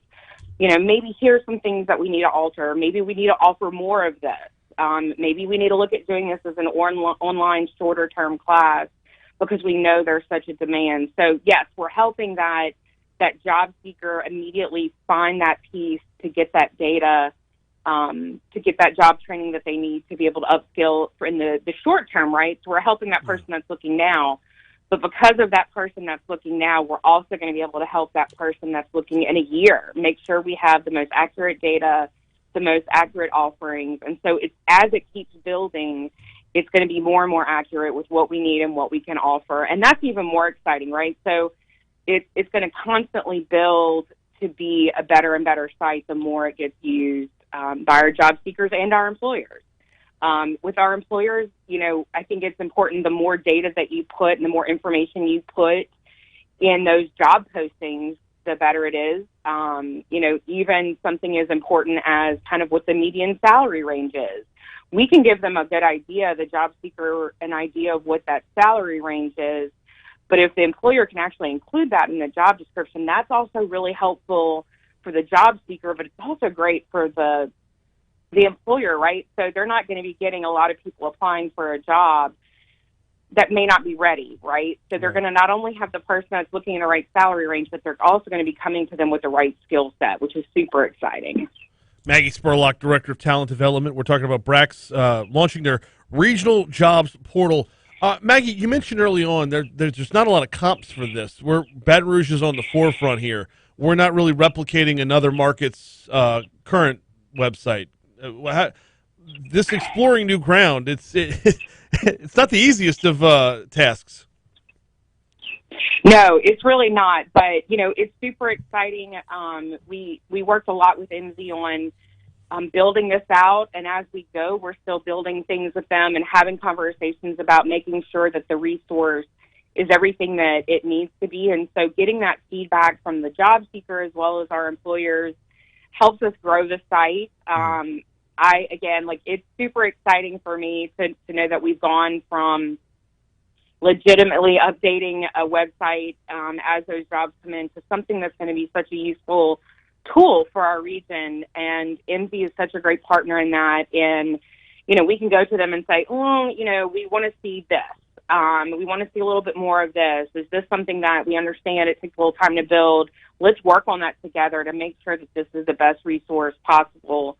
And so it's been a really great partnership. And like you said, and, we're one of the first ones using the software this way in the U.S., and we are definitely one of the first in our region to be able to have a resource like this that's not just jobs, but it's the resources and the upskilling piece that's so important. Is there a particular field or a number of particular fields where this looks like it's going to be the most applicable, or is this kind of across the board sort of thing? From what we're seeing, it's going to be all across the board. That's been one thing that's been very interesting for me, because I was one of the ones that was kind of taking those job postings from our regional business partners and manually updating it. I've been able to kind of know what a lot of the jobs are in Baton Rouge for the last 2 years. Like I said, with 180 companies, we are all over the place. It's industrial, it's engineering, it's advertising, it's accounting, it's insurance, it's healthcare, obviously. It's from the ground up. It's going to be a little bit of everybody in there. Yes. And the beautiful thing about that is with the job scraper that MZ has, we're already hitting a lot of those 20-plus HR platforms that we already know that are popular, that are already being used by a lot of our regional partners. And if they're not on one of those 20, if they're in LA Works, we're also scraping from their site. And there's an ability for us, as we're growing the site along with MZ, for companies to come to us and say, look, we're using the software, this one, that we can possibly get on the list to see if we can get scraped. And so, again, as it grows, we're going to get more and more. And so the job availability it's all over the place. We're going to be able to help pretty much everybody. Last one before I get you out of here, and I greatly Sure. appreciate your time. brworks.org for the job applicant, but what about those who want to list their jobs? Do they have to be chamber members, and what's the process they go through? Absolutely not. From the beginning of BR Works, this has been all about getting job seekers the jobs they need, regardless of the employer being a chamber member. It's important for our community to make sure that, we're helping everybody. So, like I said, there are over 20 HR platforms. So if you go to brworks.org, there is an employer resource page, and on that, as well as our About the BR Works site, you can go in, you can see what those HR platforms that we're already scraping currently. And if you're on that list, you're good to go. Your jobs will start getting posted. If you're not, we also are aware a lot of our small businesses maybe don't have that resource, right? So it's a little bit more challenging for that smaller business owner to maybe have something like that. They're able to go into the LA Works page, our partnership there, and they can go to LA Works, they can list their job in that, and it will get scraped that way. And so we've got everybody covered from the small business to the large business, and they'll be able to get all those jobs scraped to make sure that everything is being included. She is Maggie Spurlock, Director of Talent Development. The website is brworks.org, brworks.org. Maggie, thank you so much for hopping on board today. Thank you. You have a great day. You do the same. Here's CBS News. All right, be back in 10 seconds.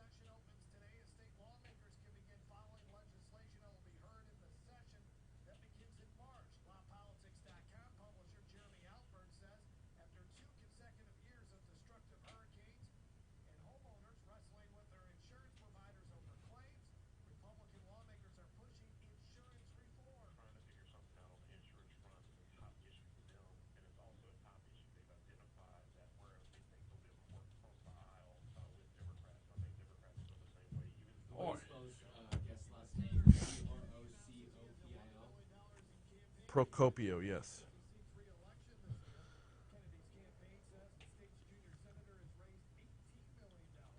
Mm.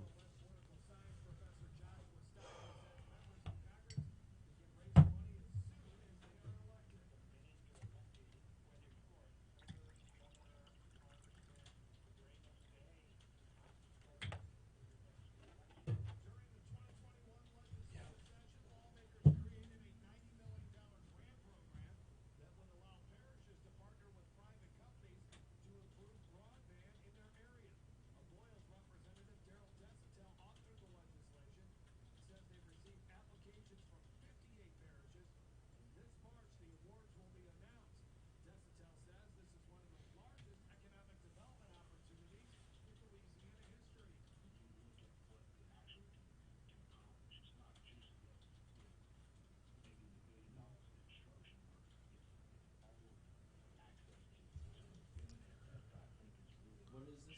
Is this PAR? Yes, Public Affairs Research Council.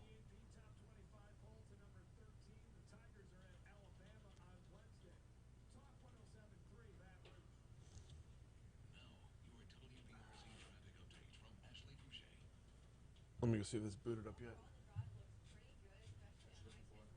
I was trying to put up the computer over here to see if I can get down this volume. Gotcha. This report is brought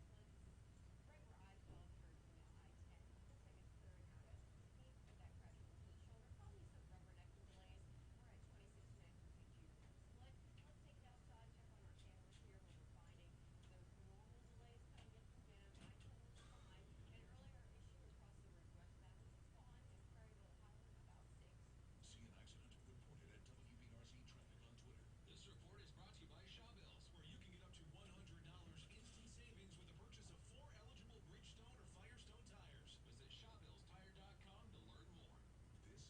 Millions of people use Zoom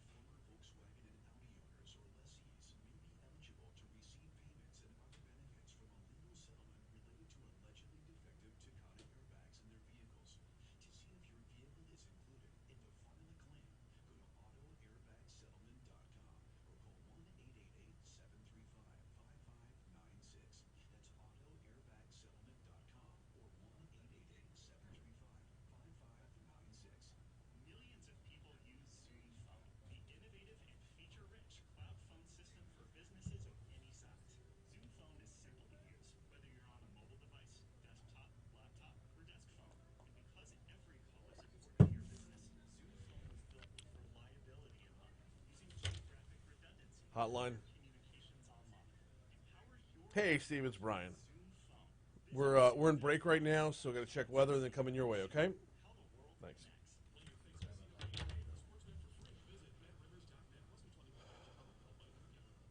The Burns of 52. Gotcha. And they're now putting live reads in the 8 o'clock hour now. Good.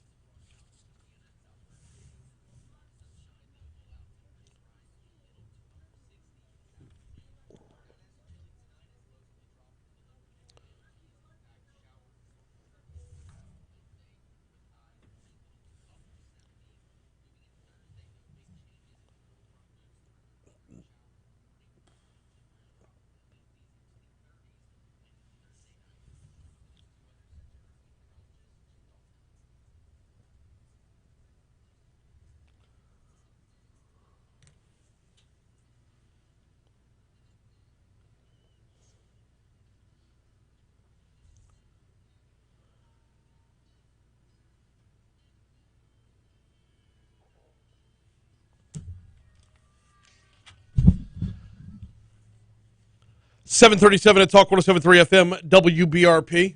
Mornings with Brian Haldane rolling right along. Thanks again to Maggi Spurlock from the Baton Rouge Area Chamber for hopping on board.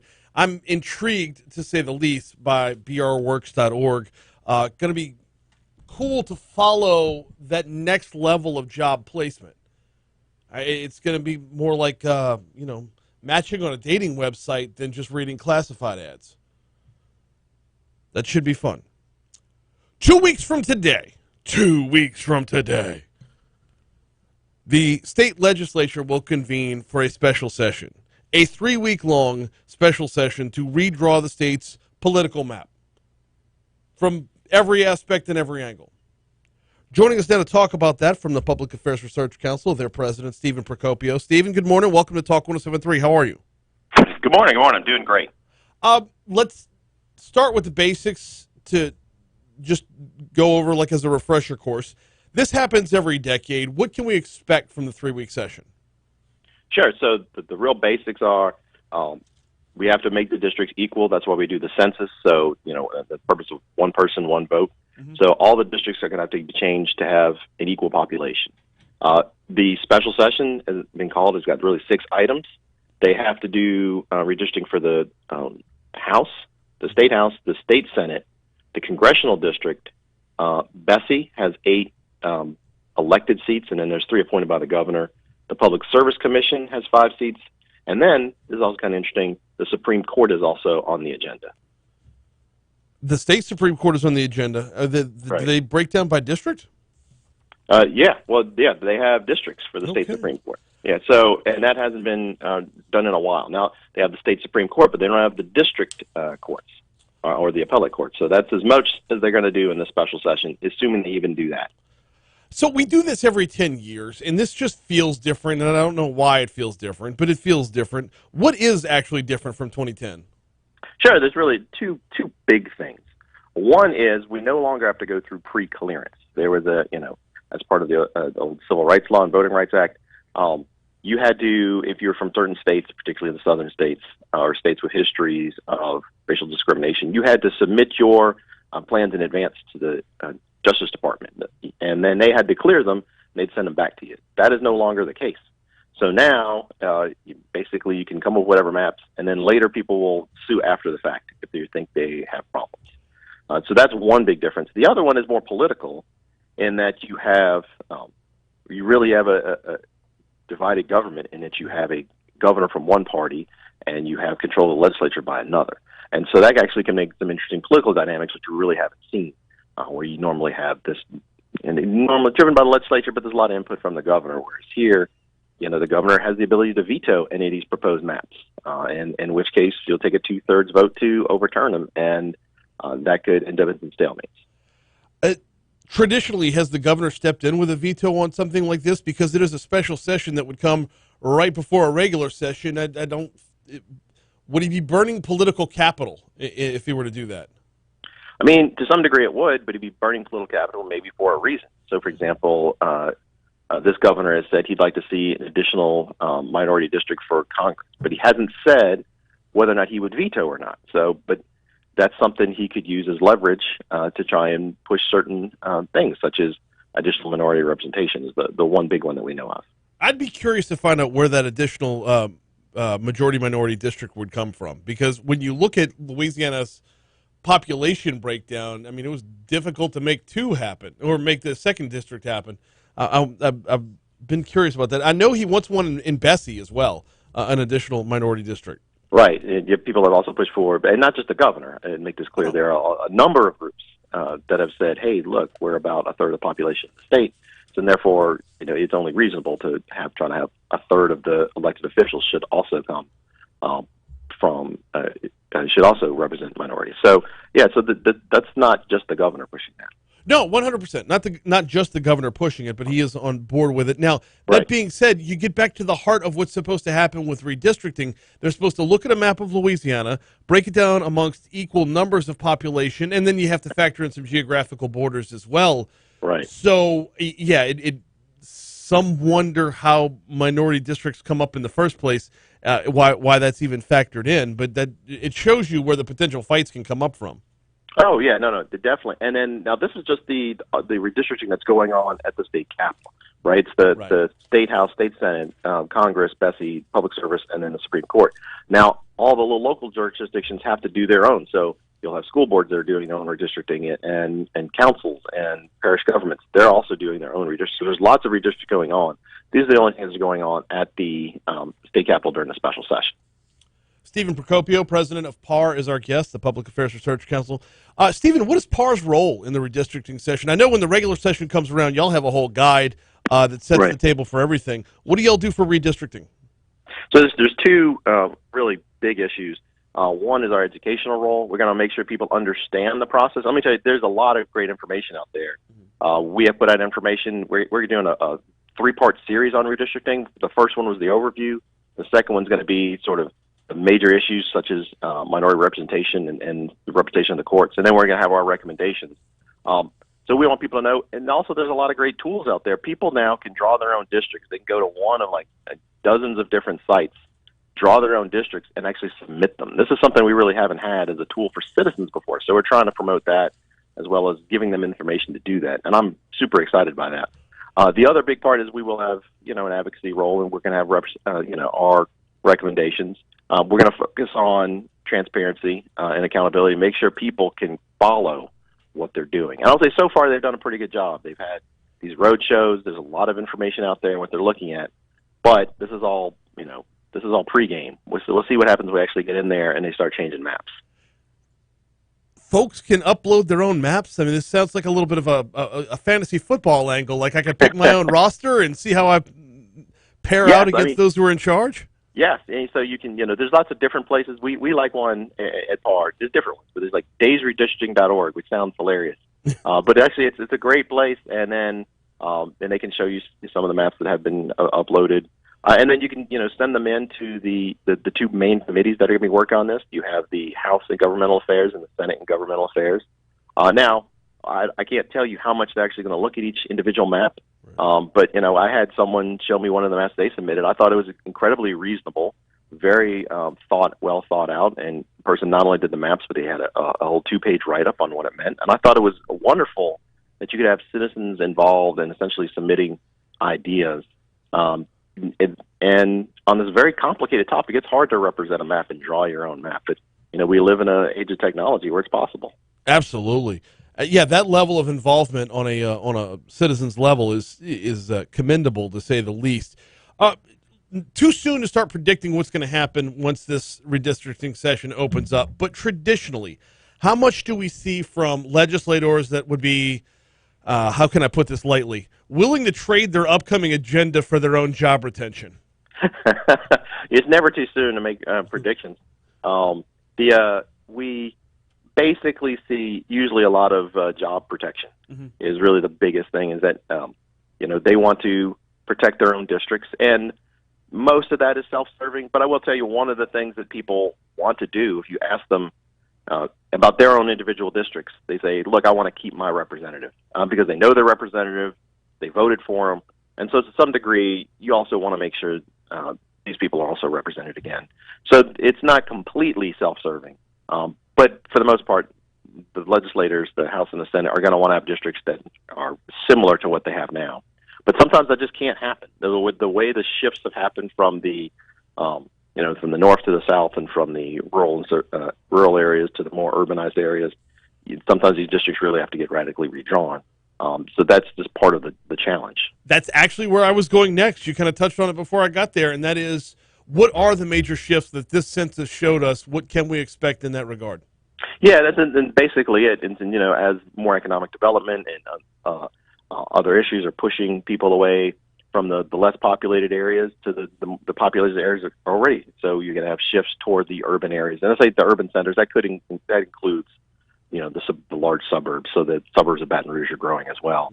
But as an area, Baton Rouge is growing, and New Orleans is growing, and Lafayette are growing faster than the surrounding more rural areas. So there's going to be a shift. There's an overall shift that's going to happen for the most part from North Louisiana down more toward South Louisiana, with a few exceptions here and there. There's going to be no district is going to be left untouched. There's just too many changes. Luckily, we didn't lose a congressional district. We've lost congressional districts in the past.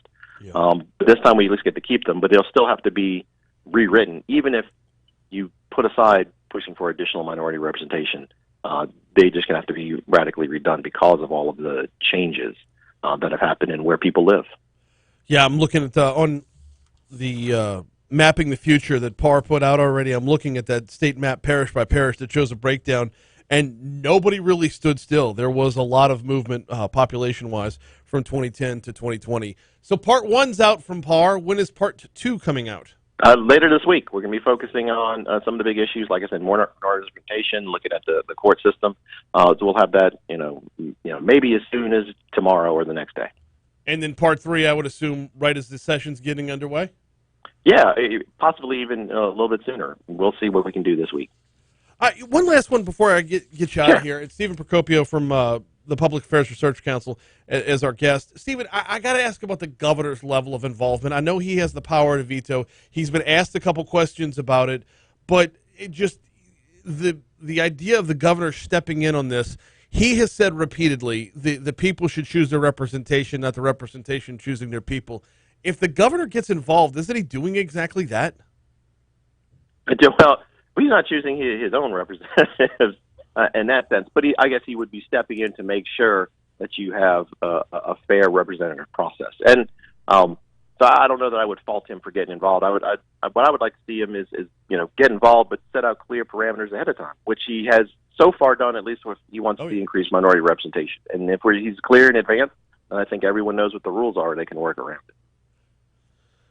Got to divvy up the state between the 4.6 million residents and how they've shifted over the last 10 years. It's going to be fun to follow, and it starts 2 weeks from today. Stephen Procopio, president of the Public Affairs Research Council. Thank you so much for hopping on board today, man. No, anytime. Thanks, Brian. Yeah, absolutely. We'll be in touch right around the beginning of the session to be sure. Hey, we got Your Money Now coming your way in just under a minute. I do have to tell you about the folks over at Mathern's. I don't have to. I love to. It's king cake time, and they got you covered at Mathern's, both locations, downtown on 3rd Street or Nicholson at Skip Burtman Drive, the Nicholson Gateway Shopping Center. It is directly across the street from Tiger Stadium. If you're at Tiger Stadium, just look across Nicholson. You can't miss it. And yes, it is king cake time. And yes, the clock is ticking down to parade time. And when it gets to be parade time, I'm sending you Mathern's to pick up a couple 6-packs of beer or whatever you need along the route. But for right now, though, go grab your king cakes and get the rest of your grocery shopping done. Both locations of Mathern's, downtown on 3rd or Nicholson at Skip Burtman Drive. The carnival season is sending you that way. Enjoy a little king cake from Mathern's.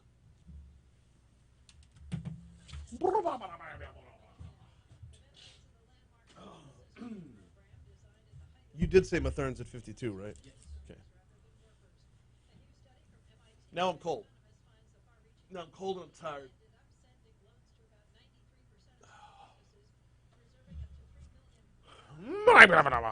Byron says redistricting Tetris game. Ha! Yes, it is. I love it.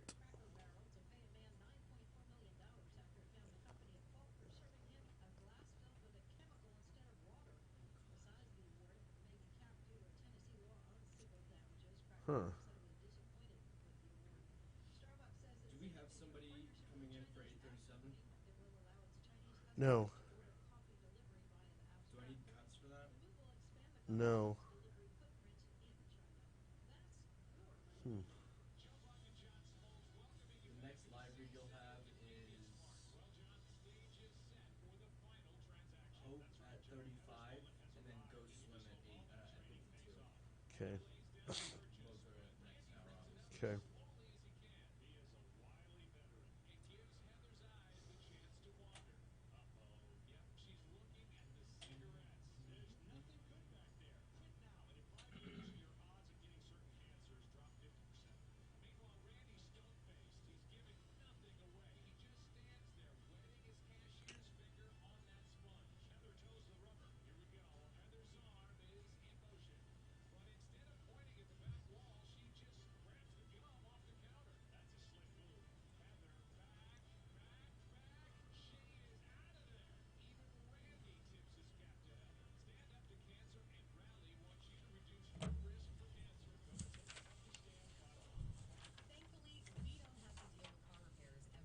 Thankfully.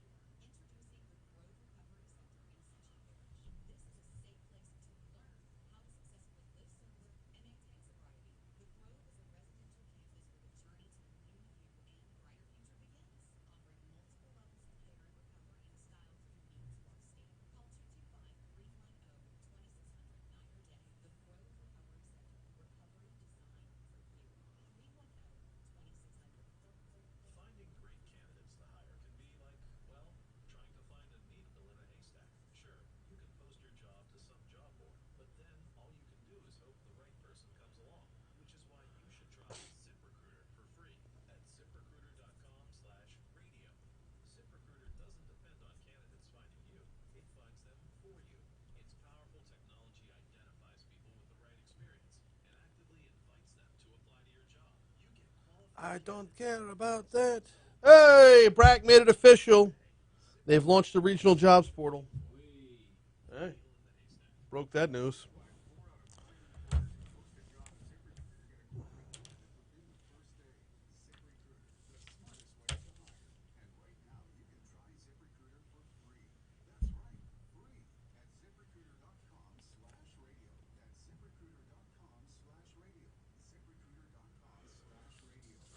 Snap.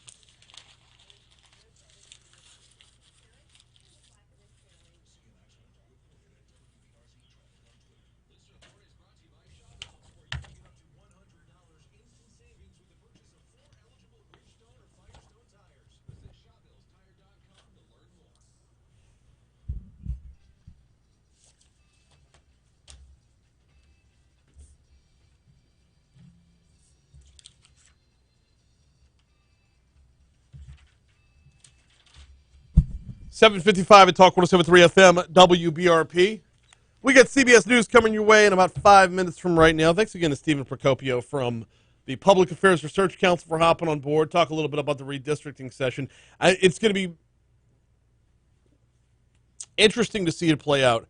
I asked the question about the governor specifically because of where we are at on the governor's timeline. This is what I guess his last full session before taking on that lame duck status. So how much political capital is he going to burn now versus in the regular session?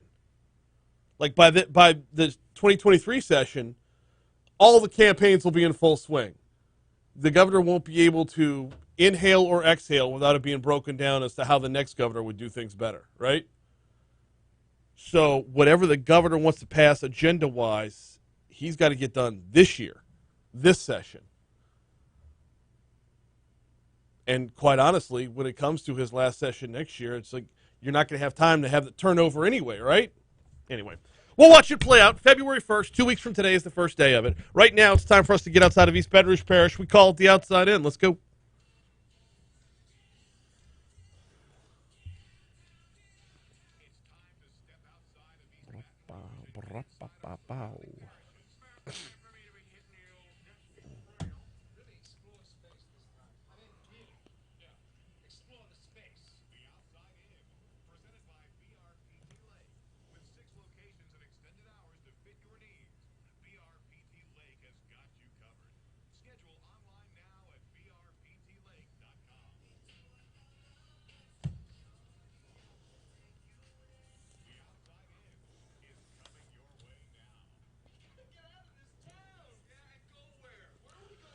Starting off in Lafourche Parish, the two people killed in a helicopter crash on January 14th have now been identified. According to the Lafourche Parish Coroner's Office, the two men who died in the crash have been identified as 30-year-old Dylan Horn of Panama City, Florida, and 51-year-old Dana Burt of Kaplan, Louisiana. The crash happened in the marsh near Galliano in southeast Louisiana. Rotocraft Leasing Company personnel reportedly notified the U.S. Coast Guard that their records confirmed an overdue aircraft matching the description with two people on board. According to Lafourche Parish officials, there were no survivors. Heading next to St. Helena Parish, well, actually Tangipahoa for the St. Helena story. Two murder suspects were caught by authorities after leading deputies on a chase into Tangipahoa Parish before wrecking their vehicle. St. Helena Parish Sheriff's deputies were searching for 25-year-old Tyrone Henderson and 24-year-old Percy Lee III as suspects in a December murder off Horseshoe Road in St. Helena. According to the Tangipahoa Sheriff's Office, deputies tried to stop the vehicle on Bennett Road and Amite. Car took off. St. Helena deputies said the murder suspects were in the car when it crashed on Pulston Road. Deputies said one suspect received minor injuries, the other major injuries. Federal marshals captured 23-year-old Derek Henderson Thursday. booked him on charges related to the December 21st killing as well. He was booked with first-degree murder and first-degree armed robbery. In Shreveport, it was announced late last week that Advanced Call Center Technologies is investing $1.5 million to develop a new customer care center in Shreveport that'll create 600 new direct jobs.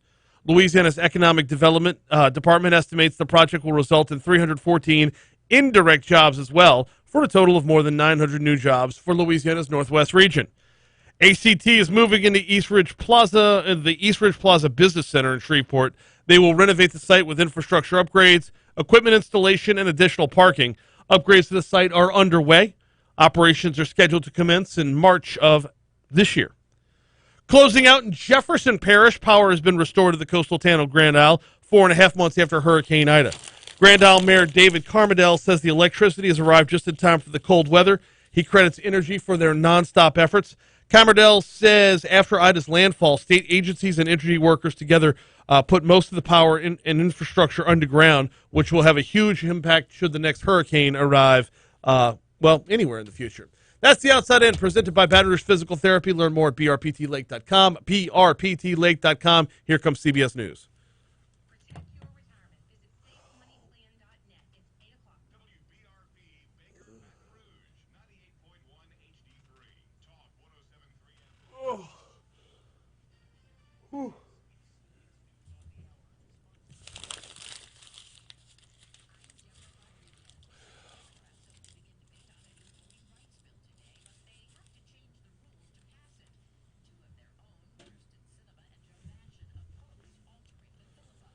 Galen says, I really do not understand why an organization would spend their money on creating a job portal.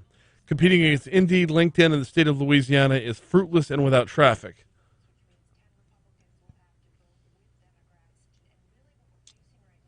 Well, that all remains to be seen now, doesn't it? I don't know how you can call it fruitless if it opened an hour ago. Or without traffic if it opened an hour ago. It'll be curious to follow it for sure. By the way, you're not competing against the state of Louisiana. You're looking to just keep the people here. Like if you hop on Indeed or LinkedIn or whatever, you're going to get jobs all over the country. The Baton Rouge area chamber's job, recruitment and retention, right? I'm not going to find jobs in San Antonio on brworks.org.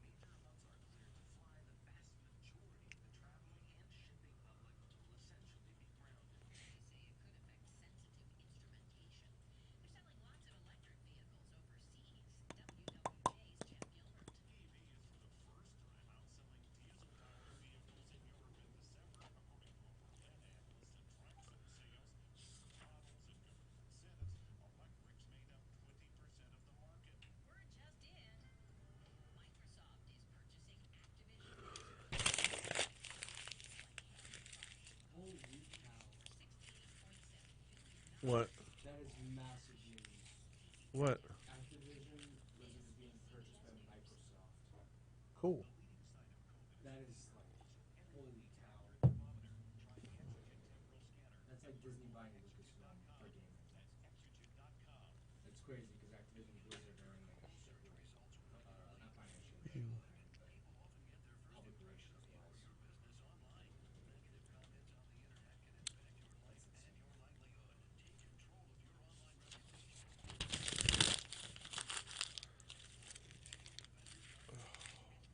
You said I had, It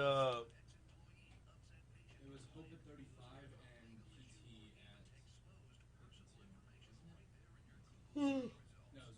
Go Slim. Oh, crap, I missed. Hang on.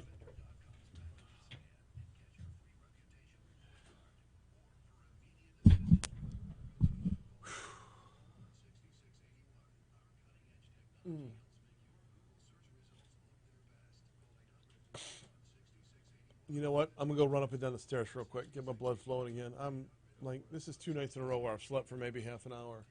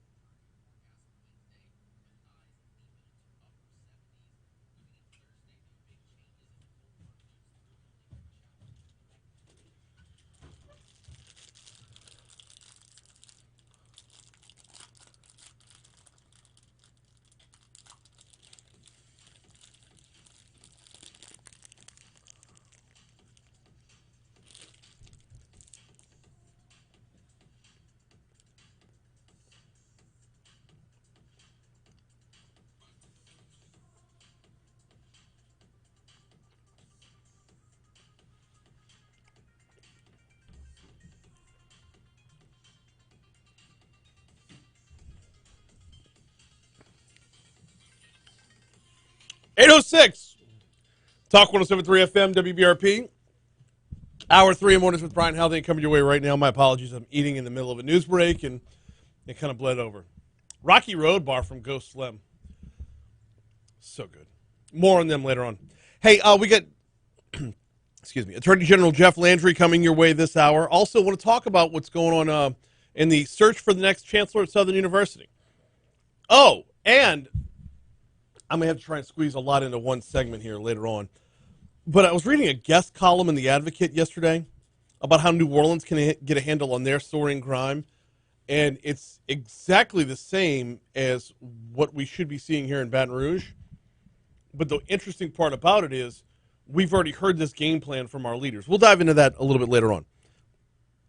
We start off the third hour every day. Actually, we end the second hour with The Outside In, presented by Baton Rouge Physical Therapy. Let me take just a quick second to tell you about the folks over at Baton Rouge Physical Therapy. They got 6 locations throughout the greater Baton Rouge area.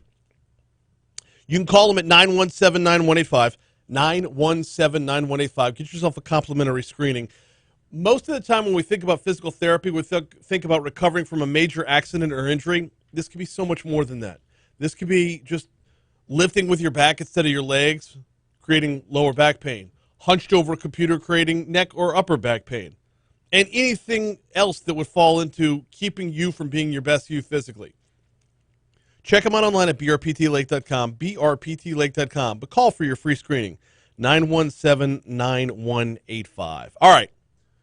Every day at this time, Jake takes us back in time. It is time for This Day in History.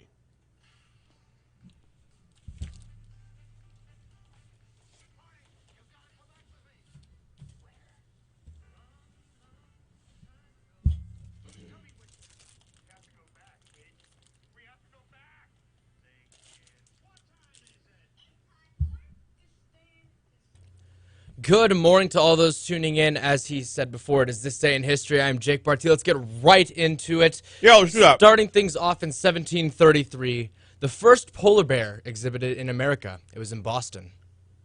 Polar bear exhibit all the way back in 1733. Cool. It's very bizarre to me. 1778, Captain James Cook, we mentioned him yesterday twice. He stumbles over Sandwich Islands, which was now later named the Hawaiian Islands. Sandwich Islands? Yeah, he called them the Sandwich Islands. I like it. Why? He was probably eating a sandwich at the time. Could be. Yeah. 1896, the first demonstration of an X-ray machine in the U.S., also New York City. Cool. Same year, same day. First college basketball game with 5 players on each side is conducted by the University of Iowa. It invites student athletes from University of Chicago for an experimental game. Chicago beats Iowa 15-12. Yeah, I had the under. Yeah. 1903. I had the under at 20. No. You would have made 15. I would have lost. Yeah, you would have lost that. 15-12. That sounds like one of my fourth graders' games. It's a blockbuster right there. Come to think of it, yeah. So I wasn't coaching last weekend because my wife and I were on retreat. So the weekend before that, we lost one game 13-12. Huh. So I could tell my girls, my fourth grade girls, hey, you're on par with college athletes. That happened. 1903, the first transatlantic, good Lord, radio transmission to originate in the United States is sent by a transmitter in Massachusetts. Okay. 1916, a 611-gram chondrite-type meteorite strikes a house near the village of Baxter in Stone County, Missouri. Can you imagine that? No. Going to bed, and you wake up, and there's just a hole in your roof. Yeah. Just straight in your TV room, if they had those in 1916. They did not have TV rooms in 1916. They had rooms that could have housed TVs. But they didn't have TVs. Correct. 1951, NFL rules tackles, guards, and centers ineligible for forward passes. That's terrible. Nah, that would have been such a fun game to watch prior caught to that rule. One of the Kansas City Chiefs offensive linemen caught a touchdown the other night. It's so much fun to see an offensive lineman catch a touchdown. I forget his name, but do you remember the Dolphin Nope. O-line? He caught this ball, and he did one of the most athletic flips into the end zone. They didn't rule it as a touchdown, but gosh, they should have. You've definitely seen it before, but we're going to move things on to 1973. John Cleese's final episode on Monty Python's Flying Circus airs on BBC TV. Excellent. Moving over to this century, 2008, the United Nations announced George Clooney as a UN messenger of peace. Wait, did you have 1967? I did not. It What was on this happened? day in 1967 the Boston Strangler was convicted. Whoa. Yeah. Interesting. They better make a documentary about him if they haven't already, with a name like that. Let's get on to the birthdays. First things first, Dave Bautista turns 53. We got This day in 2015. What happened? Deflategate. Ah. Yikes. Tom Brady. Is this your GOAT? Throws for 3 touchdowns, and LeGarrette Blount runs in 3 more to lead the New England Patriots into the Super Bowl with a 45-7 win over the Colts. Like I said, Dave Bautista turns 53. Kevin Costner, 67 years old. Yeah. Manchester City current manager, and I would say the greatest manager currently working. Pep Guardiola turns 51. Happy birthday to him. LSU alumnus Leonard Fournette turns 27. Yep. Bengals wideout T. Higgins turns 23. Former Saints running back Latavius Murray turns 32. Murray, present. Got any birthdays for me before I move Jason things on? Siegel's 42. Very nice. Happy birthday to all those mentioned. No deaths to talk about. Let's get right to the holidays. First up, National Winnie the Pooh Day. Saw that. I didn't look up the origin of it. Me neither. I It probably just said the should've. comic book started in the 20s, and I'm like, I just assume it was I released figured on it this was day. it was its inception. If you're from Michigan, congratulations. It's National Michigan Day. Whoa. And finally, it is National Gourmet Coffee Day. Thank you all for tuning in. That is this day in history. All right, quick break when we come back. The Attorney General's been on a bit of a run lately. Wins in front of the Supreme Court last week. Picked up a big win in a student loan thing with Navy and a couple more. We got Jeff Landry coming your way next. Make sure that's him, please. Make sure that's him, please.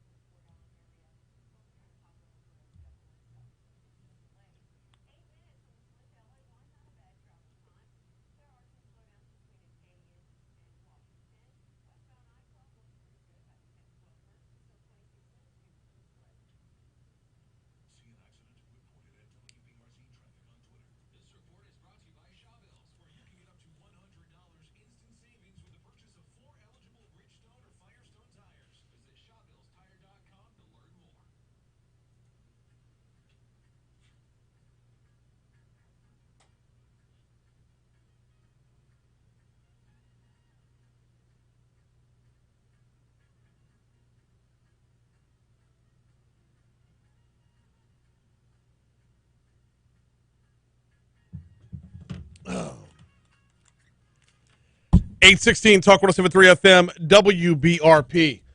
Hour 3 mornings with Brian Haldane rolling right along. Time to welcome in our Attorney General, Jeff Landry. Jeff, good morning. How are you, sir? Good morning, Brian. I'm good. You know, it's a little chilly out there. I guess winter's finally started in Louisiana, but it's all good. You know, it's so you might have the AC on tomorrow, and then we're back in the 20s for overnights for the weekend. It's ridiculous, even for Louisiana standards, this week. Hey, your office has been on a bit of a run lately. I had Liz Morrell on last week to talk about the win on the mask mandates. I'm sorry, the vaccine mandates in front of the Supreme Court. Wanted to get your take on that as well. I mean, this was big. Yeah, you know, we have been real busy, and I can tell you, Liz and her team inside of that Solicitor General's office do a phenomenal job, and a lot of the work they do you don't see until we get to like the United States Supreme Court or say the Fifth Circuit. But you know, right now she's probably got about 3 or 4 different vaccine mandate cases. One for federal contract workers, one on the Head Start program, which we filed up in Monroe, and actually has a bipartisan group of states that joined us there. We've got injunctions on both.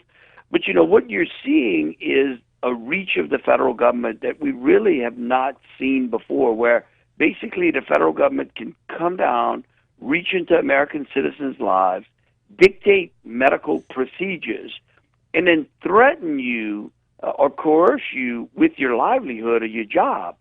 I mean, that is just, when you say that, it just seems so un-American.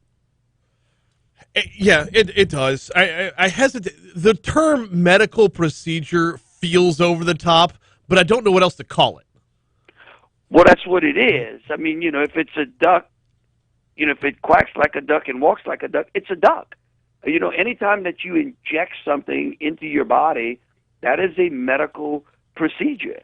And that's what we now I get it that we've come to be accustomed to shots and, you know, people injecting things in our bodies as healthcare has unfolded. But that's exactly what it is. And normally, up until this pandemic, you made the decision as to what was injected into your body. And being the threat of losing your job, the threat of losing your livelihood being held over you, I think that's the ultimate game changer there. When it came to the one with the 100 employees or over, I mean, that felt like the easiest of the wins. What about for the rest of them? Well, that's the disappointing thing. They were both easy to win. And what you saw, and it's unfortunate and it's distasteful, is that Robert seems to politicize the court, right? And he's constantly trying to split the baby.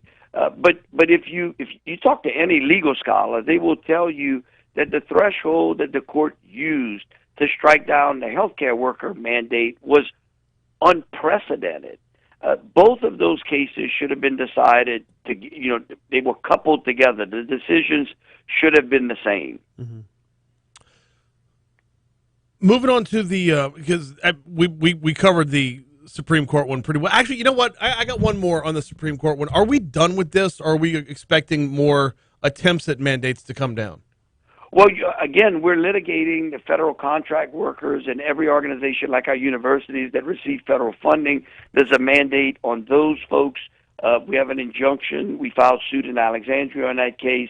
And then we have the Head Start program under which they want to vaccinate all of the teachers and faculty that deal with the Head Start program and mask 2-year-olds.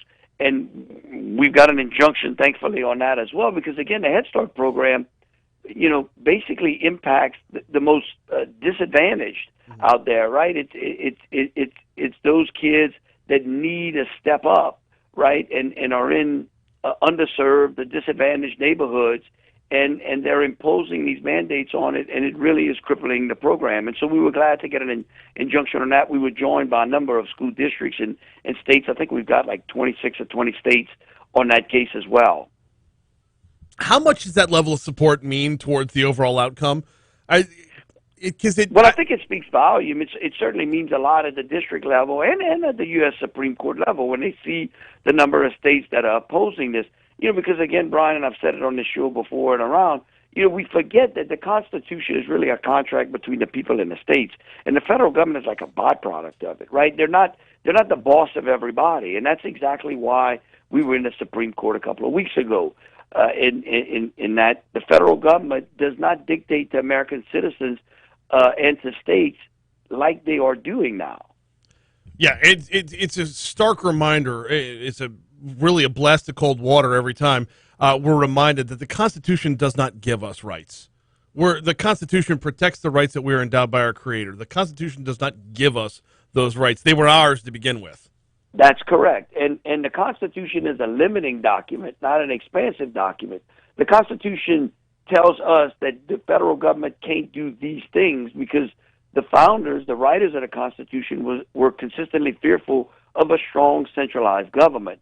And again, that really is part and parcel of why we should not have lost one case and won the other.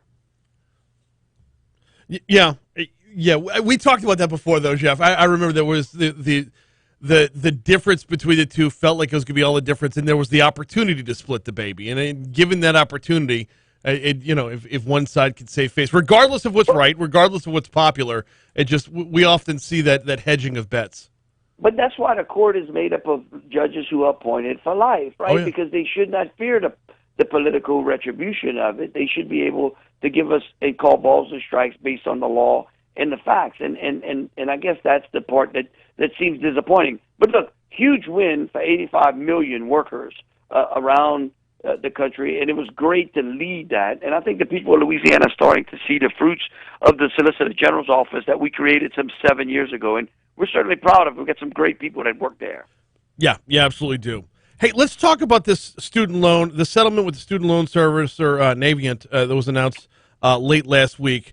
There's going to be a lot of moving parts to this, and this is going to affect a lot of people. Start off by talking about what this means and then who needs to be paying attention. So let's talk about what they did, right? So Navient basically improperly steered some of the federal student loan borrowers into forbearances instead of moving those students or steering those students into federal student relief programs like income-based repayment and public service loan forgiveness. And then they issued higher interest loans to those borrowers attending the predatory for-profit schools when those students weren't likely to succeed at those schools or even be able to repay those loans. This was a 39-state coalition, and we were glad that we were able to get the settlement that we did. I think it sends a big signal to financial institutions that lend student loans, that lend students money, that we are going to watch them and hold them accountable, and that students are consumers as well. Now, this is going to involve a lot of debt cancellation and restitution as well. So who needs to be dialed in and following up, or will it just happen automatically? It happens automatically, actually. So really, the federal loan borrowers who qualify for relief on a settlement really do not need to do anything except update or create their studentaid.gov account to ensure that the U.S. Department of Education has their current address. And look, Brian, here's the other thing. If people think they were affected by this settlement, if they were a student with a Navient loan, they can go to www.navientagsettlement.com. So again, that's www.navientagsettlement.com. I'm pretty sure we got that same information on our website at agjefflandry.com. Yeah, actually, that's where I'm looking at it right now. So as part of the settlement, Louisiana will receive a total of $3.6 million in change in restitution payments and more than 13,000 for more than 13,000 federal loan borrowers. I mean, this is no small chunk of change, Jeff. This is going to help a lot of people out where they really need it. Right, and then additionally, over about 1,200 borrowers will receive a total of $23 million in private loan debt cancellation. That's huge as well. Wow, yeah, that is. Not having those bills hitting you every single month is another big one. What brought this one about? How did this get on your radar in the first place? Yeah, so the AG's office runs a consumer protection division. We got some great people that work down there. I mean, we really do. We got a great staff. In fact, it's headed by a gentleman by the name of Mike Dupree. He's our consumer protection chief, right? He's the director of that division. And what they do is they take complaints. People will call us. They'll call our hotline, make a complaint, or our consumer protection hotline. And what happens is all the other AGs around the country have those hotlines as well. And when we start to see a critical mass of the same type of complaint, it's like a signal, right? It's what the FBI would call kind of like a clue, right? And we would start to do investigations. We'll do what's called CIDs, which are civil investigative demands, on companies that we believe have violated our Consumer Protection Act. And then from there, the litigation evolves. Attorney General Jeff Landry is our guest. Jeff, got a couple minutes left, and I want to kind of move over to the upcoming special session, because I have no doubt in my mind that as they work on redistricting at the state capitol, lawsuits are going to be following almost immediately. What does your office do to prep for that, or do you just have to wait, sit back, and take it as it comes? Well, we're already under a number of we already have some lawsuits that were filed over the last few years. One dealing with the congressional districts already, and another dealing with the Supreme Court. We do our best to try to educate the legislature on ways that they can hopefully avoid the litigation. Yeah. And then but for the most part, like you said, it's kind of like a sit back and wait. Whether they listen or not. We're in no control. We just handle the suits as they come. Anything on tap for the regular session that would be coming up after that? Anything that has your eye or on your radar? No, it's going to be interesting, Brian. I think crime is really starting to spiral out of control. It was something that 7 years ago I said we were going to have a problem with in this state, and instead of addressing that, we actually went the other way in the type of let everybody out of jail. And I think right there at the capital city, when you think about the amount of violent crime that's going on and is engaged in that city, we really have to do something about that. Because, again, you can't have a very prosperous state. You can't have a very good quality of life if you're not safe in your own home and on the street. No, 100%. Nothing can make it up to your office's level on that, though. It's all handled on a local level, correct? Well, I mean, look, we're going to try to engage, our local law enforcement agencies and Hiller's office. A couple of years ago, when David Joseph was the U.S. Attorney in the Western District and Monroe was having a severe violent crime outbreak, we went up there together, David and I, and worked with local law enforcement agents and put together a real great plan and task force, and we actually impacted crime. When the feds come in And when we can charge people with federal gun charges, all of a sudden you see the conduct change. And the reason is because when you're charged with a federal crime, you know exactly how much time you're gonna do, and it's like 85 or 80-20, right? It's not like this, this Common Core math formula that the current criminals get. That the only ones who can figure out when they're getting out are the actual criminals and not the victims. and you have mandatory minimums, and those folks are put away for a long time. And I think it has an impact on the community. We saw it work in Monroe several years ago, and we're going to try to work with our folks and see if we can put something together like that here in Baton Rouge. Yeah, it's the conversation's definitely broadening out a lot right now to include all aspects of government, be it executive, legislative, or judicial, is being called out quite a bit lately. So, Right. I mean, it really is a reform of the criminal justice system. Certainly not like what we had 3 years ago, because if what they would have done 3 or 4 years ago would have worked, we wouldn't be seeing the level of violence that we're seeing on our streets today. 100%. In the meanwhile, stay after it with the Head Start lawsuit, and congrats on the other victories when it comes to the vaccine mandates. He is Attorney General Jeff Landry. We appreciate the time all the time, sir. Thank you so much. Thank you, Brian. Have a great day. You do the same.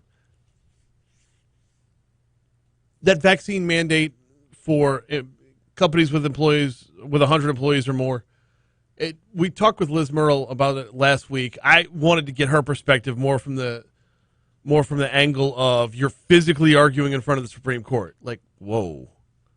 But from a principles perspective, from a why it was argued to begin with perspective, there were so many different things wrong with it. Not the least of which, at some point, we're going to have to address that all the other vaccines we take have the benefit of time built into them. You know what? I don't have the time to explore that. We're going to move on. Here comes CBS News. All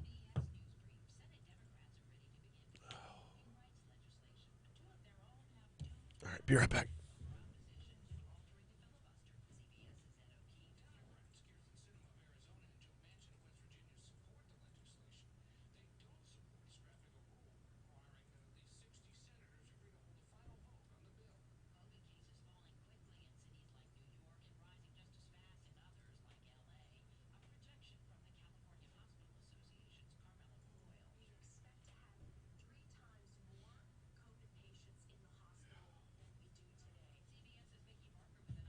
So I had my second bar of the day a little early. I'm not supposed to eat that until 9 o'clock, but man, I was fading. Well, I mean, I ate it during the opening segment, but it's. I eat every 3 hours. I eat one of those or eat something every 3 hours. So let's see if I can't pace that out to noon for my next one.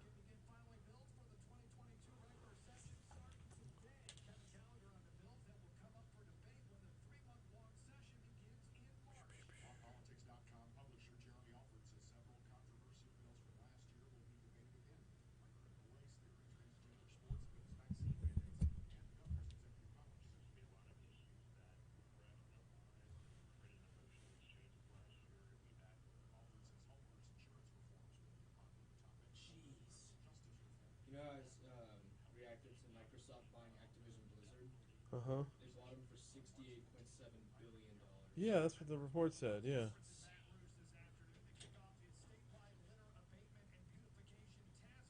Activision Blizzard's kind of behind like most of the big popular games over the last 20 years.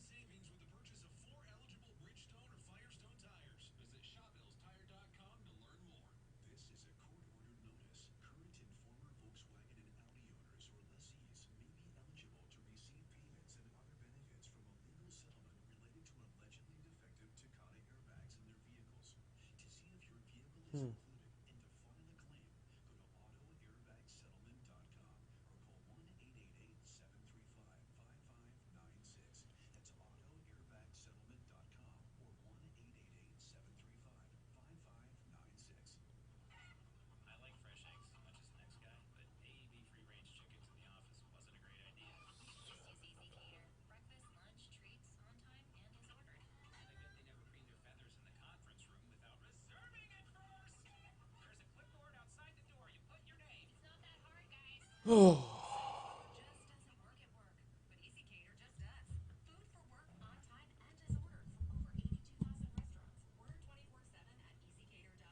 Byron says the mandate's a challenge for us in healthcare. It allows for medical and religious exemptions, and we're supposed to follow EEOC recommendations for implementing those exemptions, and the non-compliance consequences can be huge. Okay.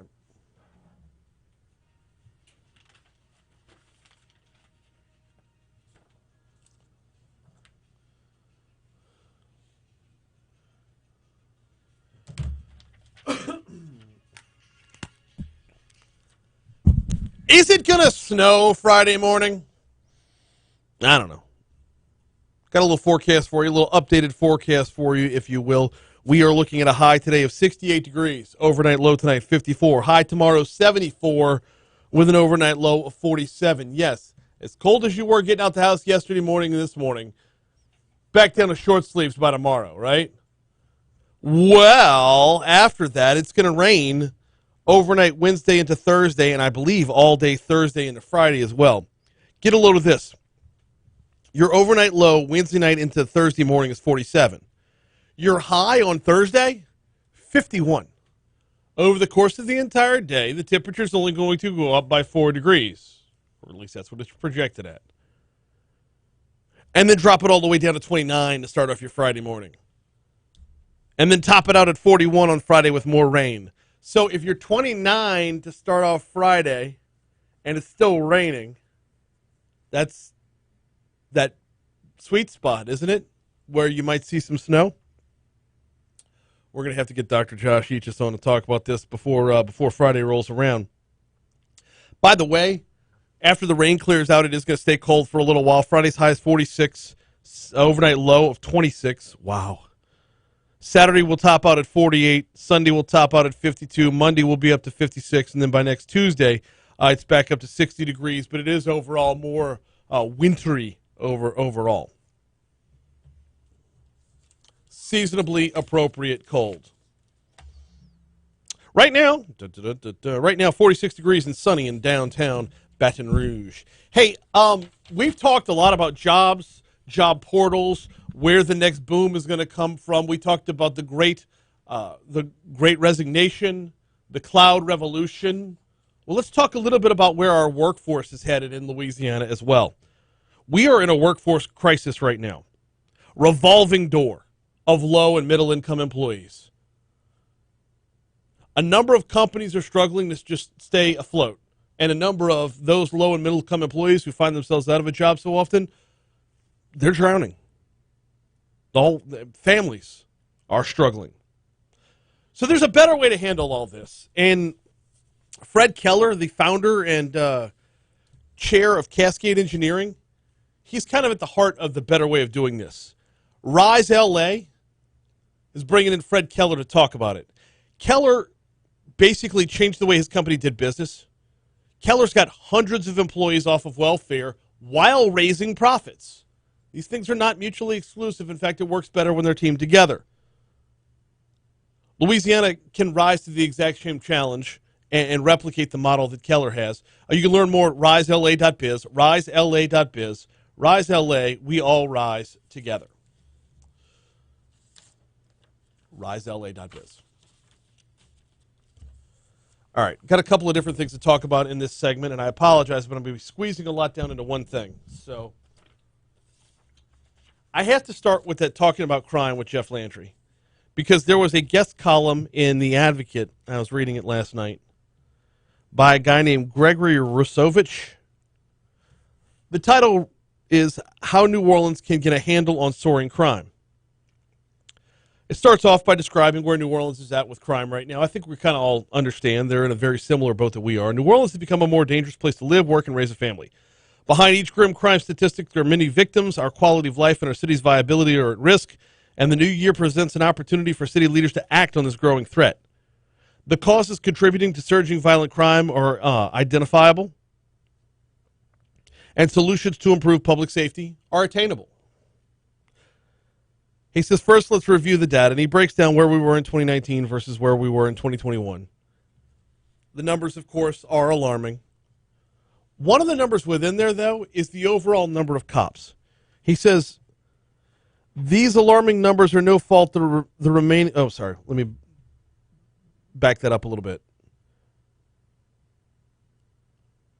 That the data he breaks down is the increases in homicides, shootings, and carjackings.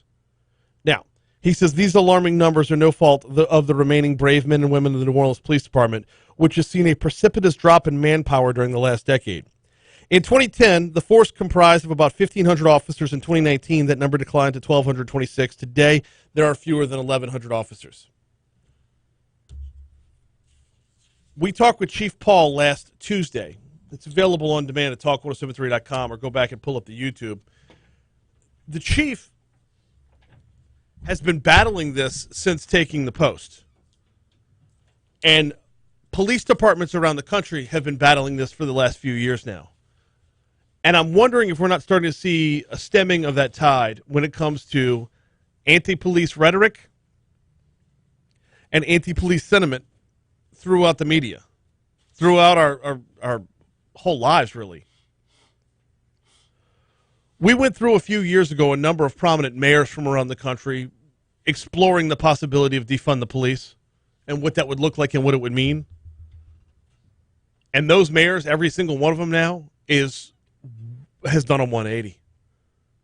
To be clear, Mayor Sharon Weston Broome would never even entertain the possibility. But those cities where we saw a defund the police sentiment, I mean, they're like swinging for the fences when it comes to law and order today. But this guest column notes that over the course of 10 years, NOPD dropped by about 400 officers, or more than 25%. We're seeing the same thing in Baton Rouge when it comes to the number of officers. The chief doesn't have that many posts to fill, but he didn't have that many to begin with. But percentage-wise, we're dealing with the same thing in Baton Rouge. And he gets his hopes up every time there's a new academy class, and he's able to hold on to a few of them. But we've had early retirements. We have people not making the cut. We've had other things go on that require investigations. And that has been an uphill battle. But I wanted to bring it up just to note that it's not an uphill battle just here. It's an uphill battle everywhere.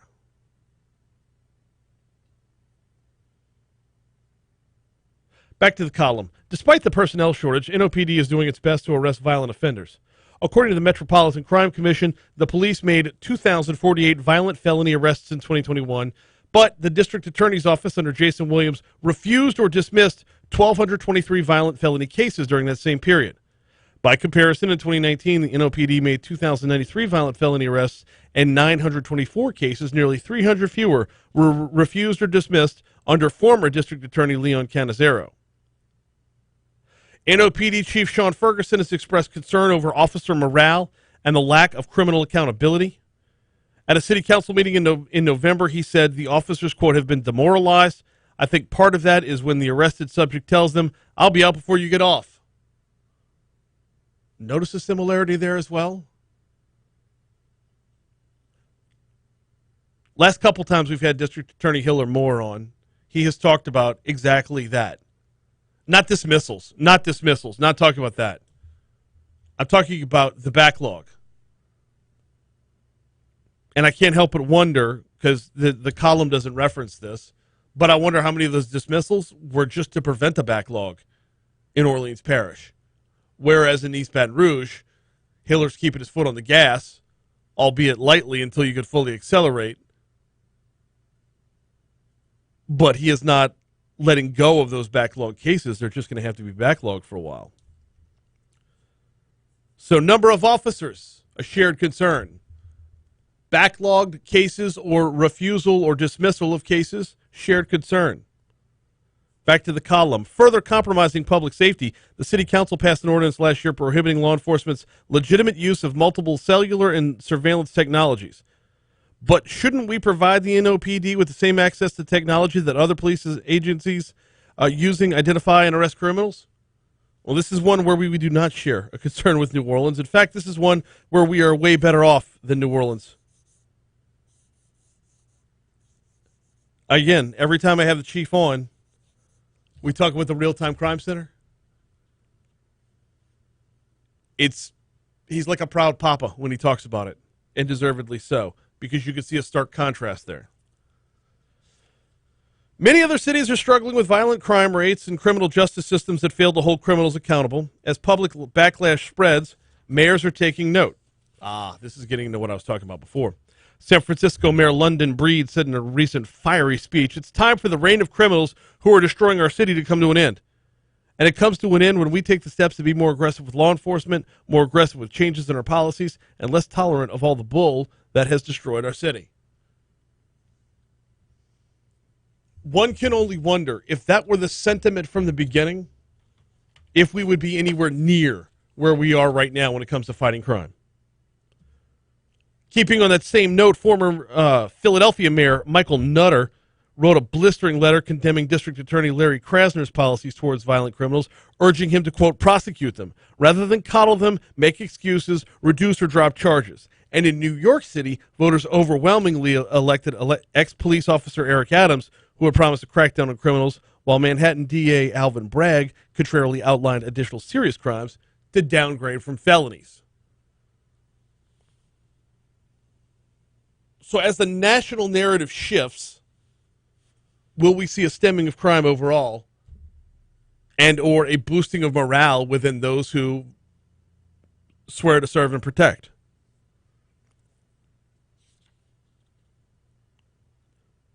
Back to the column. The public is rallying in support of law enforcement. Locally, a recent survey by the New Orleans Crime Coalition found that 90% support increasing NOPD manpower to patrol neighborhoods. 88% favor increasing use of computer analytics and other technologies. These local results align with national data demonstrating public support for more spending for police. That right there is a side-by-side comparison to Baton Rouge as well. That right there is a good chunk of the problem here. But there's also going to be a point of diminishing returns right there. Yes, we want more manpower on the street. Yes, we want more police officers on the street. But there's no amount of police officers that will stop all the crime. Take you back to just yesterday. You had a father shoot his son in a domestic dispute. Police weren't going to stop, or the sheriff's office, not the BRPD. Sheriff's office wasn't going to stop that. You had a shooting in a hotel. Maybe not. If that hotel's a hot spot, you have somebody on scene, but at best, you're arresting the person before they get away. You're not preemptively stopping the shooting.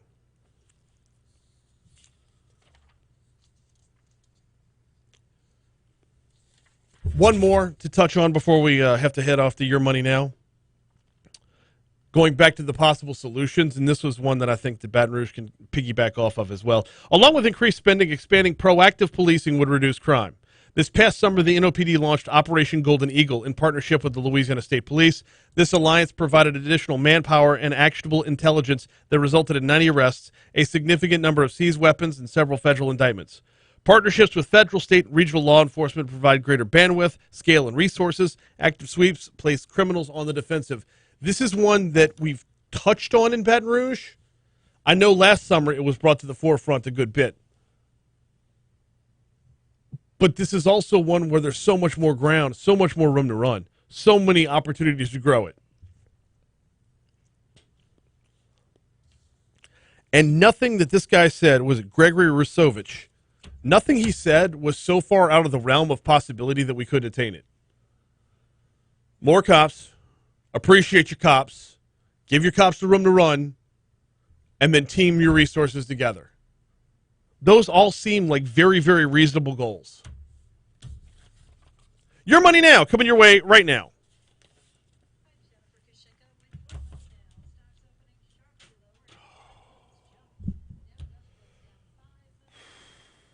Oh, crap, I've got that 9 o'clock interview. I forgot all about Brad Taylor. I forgot all about that 9 o'clock interview. Yeah. I just want to go lay down.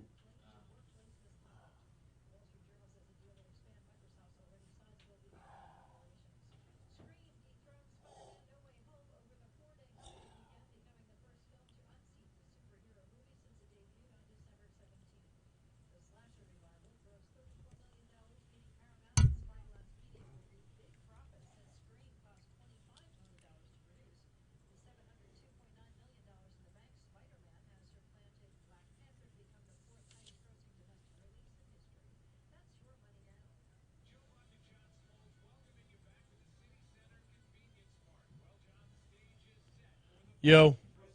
Nothing.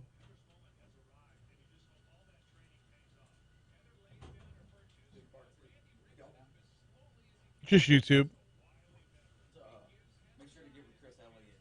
They have this baseball thing coming up. They might be looking for help. It's at the Bears with like Bergman. I play first base. I can play first base. Yeah. Oh, we're not playing baseball. We're covering it. It's like a show. It's like a show?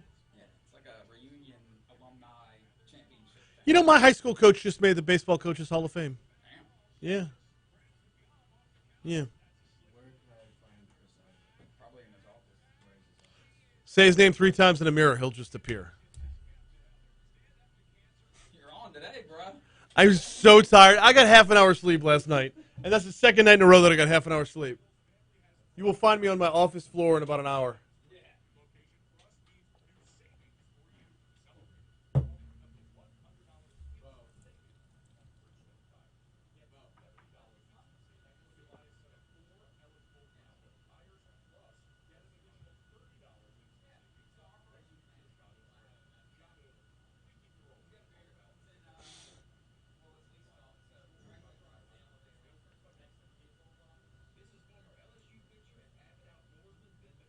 Wow. RedState.com, Joe Cunningham's got a column out. 2 Democrats challenge Senator John Kennedy. But why does the media prefer the white one? Hi, I'm Joe, and I'm calling the advocate racist. Damn!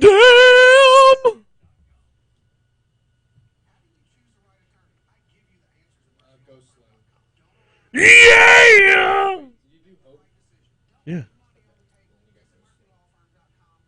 All right, then.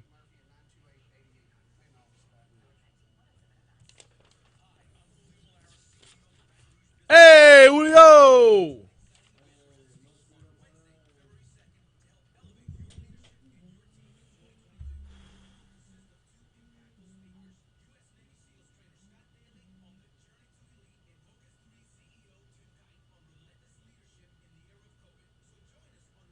Oh, shit.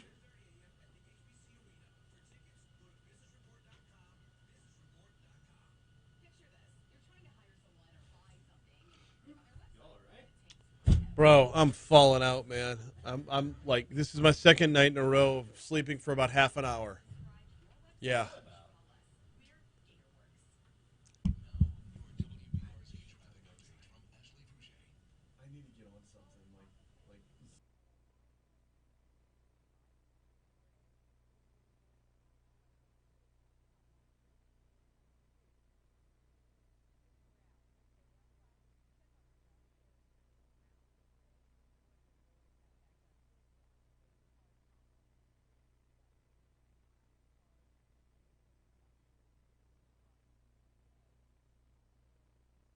Creative Cloud. Yeah. I have my new laptop. Okay. I need the Adobes. What have you been using so far? Audition. I haven't. I've been without my old laptop had it. So I just need to move it over to my new laptop. I don't know my login. It's been on the laptop forever. Cool story, bro. Tomorrow, okay? Phil Frost, director of the zoo, is retiring. And I had him in studio yesterday. I just got to mix it down with the open and delete all the small talk. Awesome.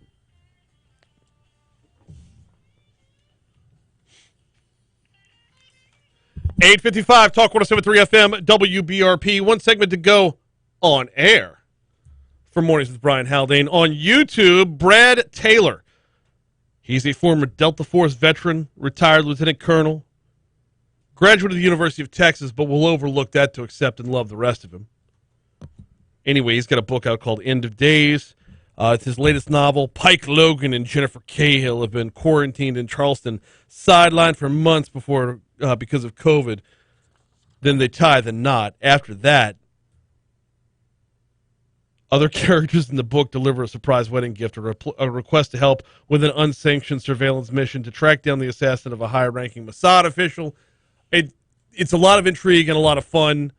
End of Days by Brad Taylor. We're going to talk with him as soon as we're off the air, but we're still going on YouTube. And by the way, if you're watching us on YouTube, hit that subscribe button.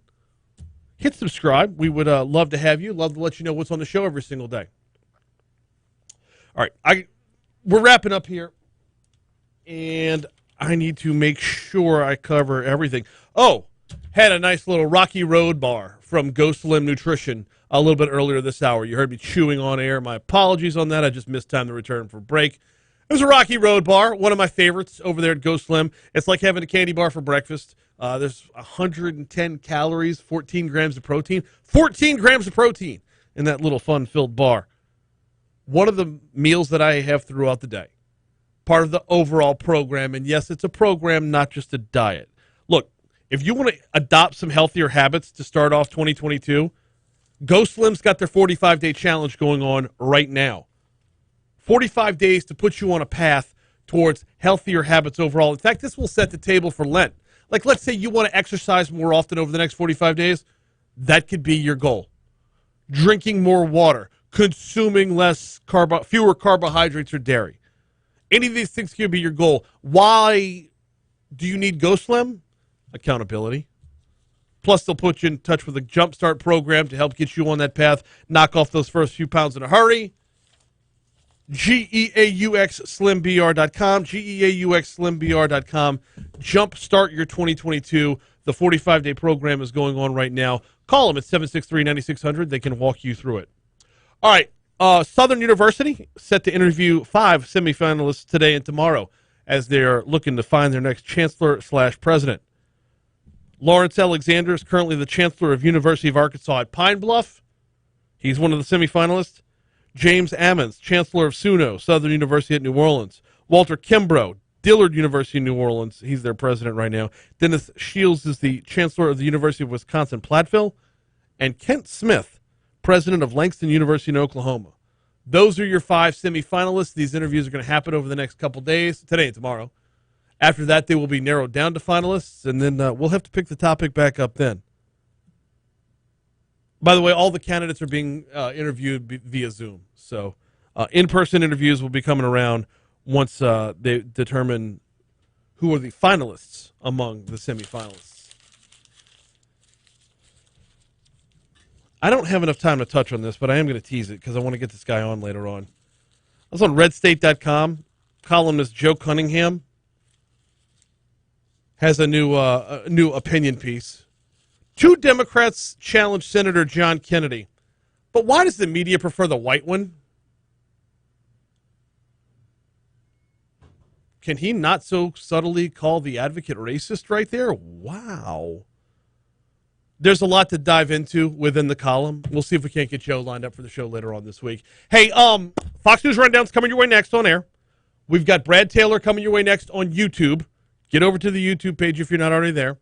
Tomorrow morning, Attorney Franz Borghardt, Congressman Garrett Graves, Vinith Iyengar is going to talk gumbo. No, not chicken and sausage gumbo. We're talking about the broadband program and a whole lot more coming your way tomorrow. Right now, we're signing off on air, moving things over to talk to Brad Taylor on YouTube on Talk 107.3.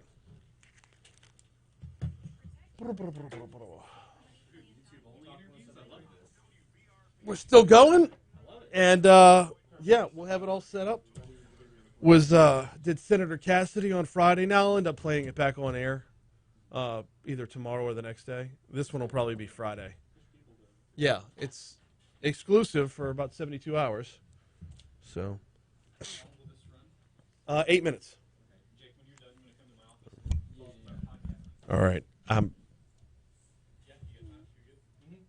Let me know when we're set.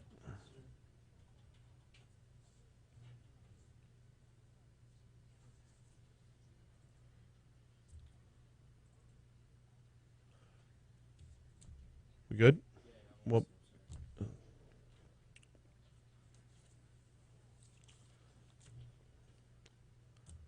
can you at least punch it up to where I can hear him and he can hear me, so I can talk to him and let him know he's not just sitting there? All right, there we go. We got Brad? Yeah. All right. Just holler when we're recording, Jake. Okay. My apologies, Brad. The end of the show runs all the way up to the top of the hour, so we didn't have a break in between to turn things around. I know you got to get out by 9:08, so we will be in short order, to be sure. No worries. What's the issue?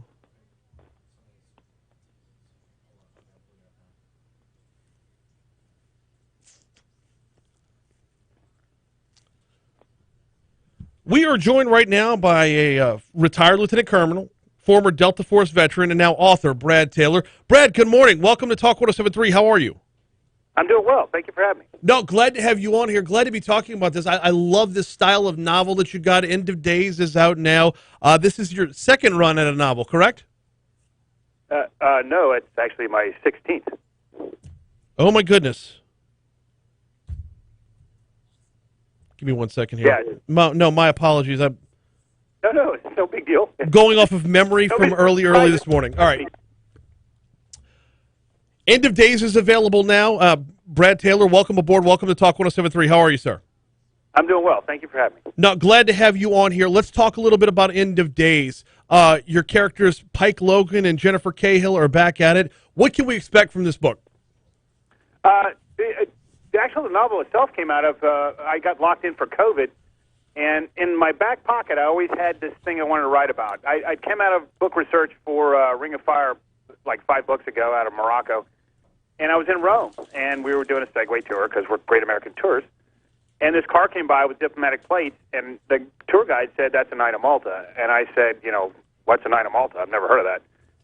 Well, it turns out they've been around since the 13th century, since the First Crusade, and it's an organization that has their own passports. They have diplomatic relations with a plethora of countries. They make their own currency.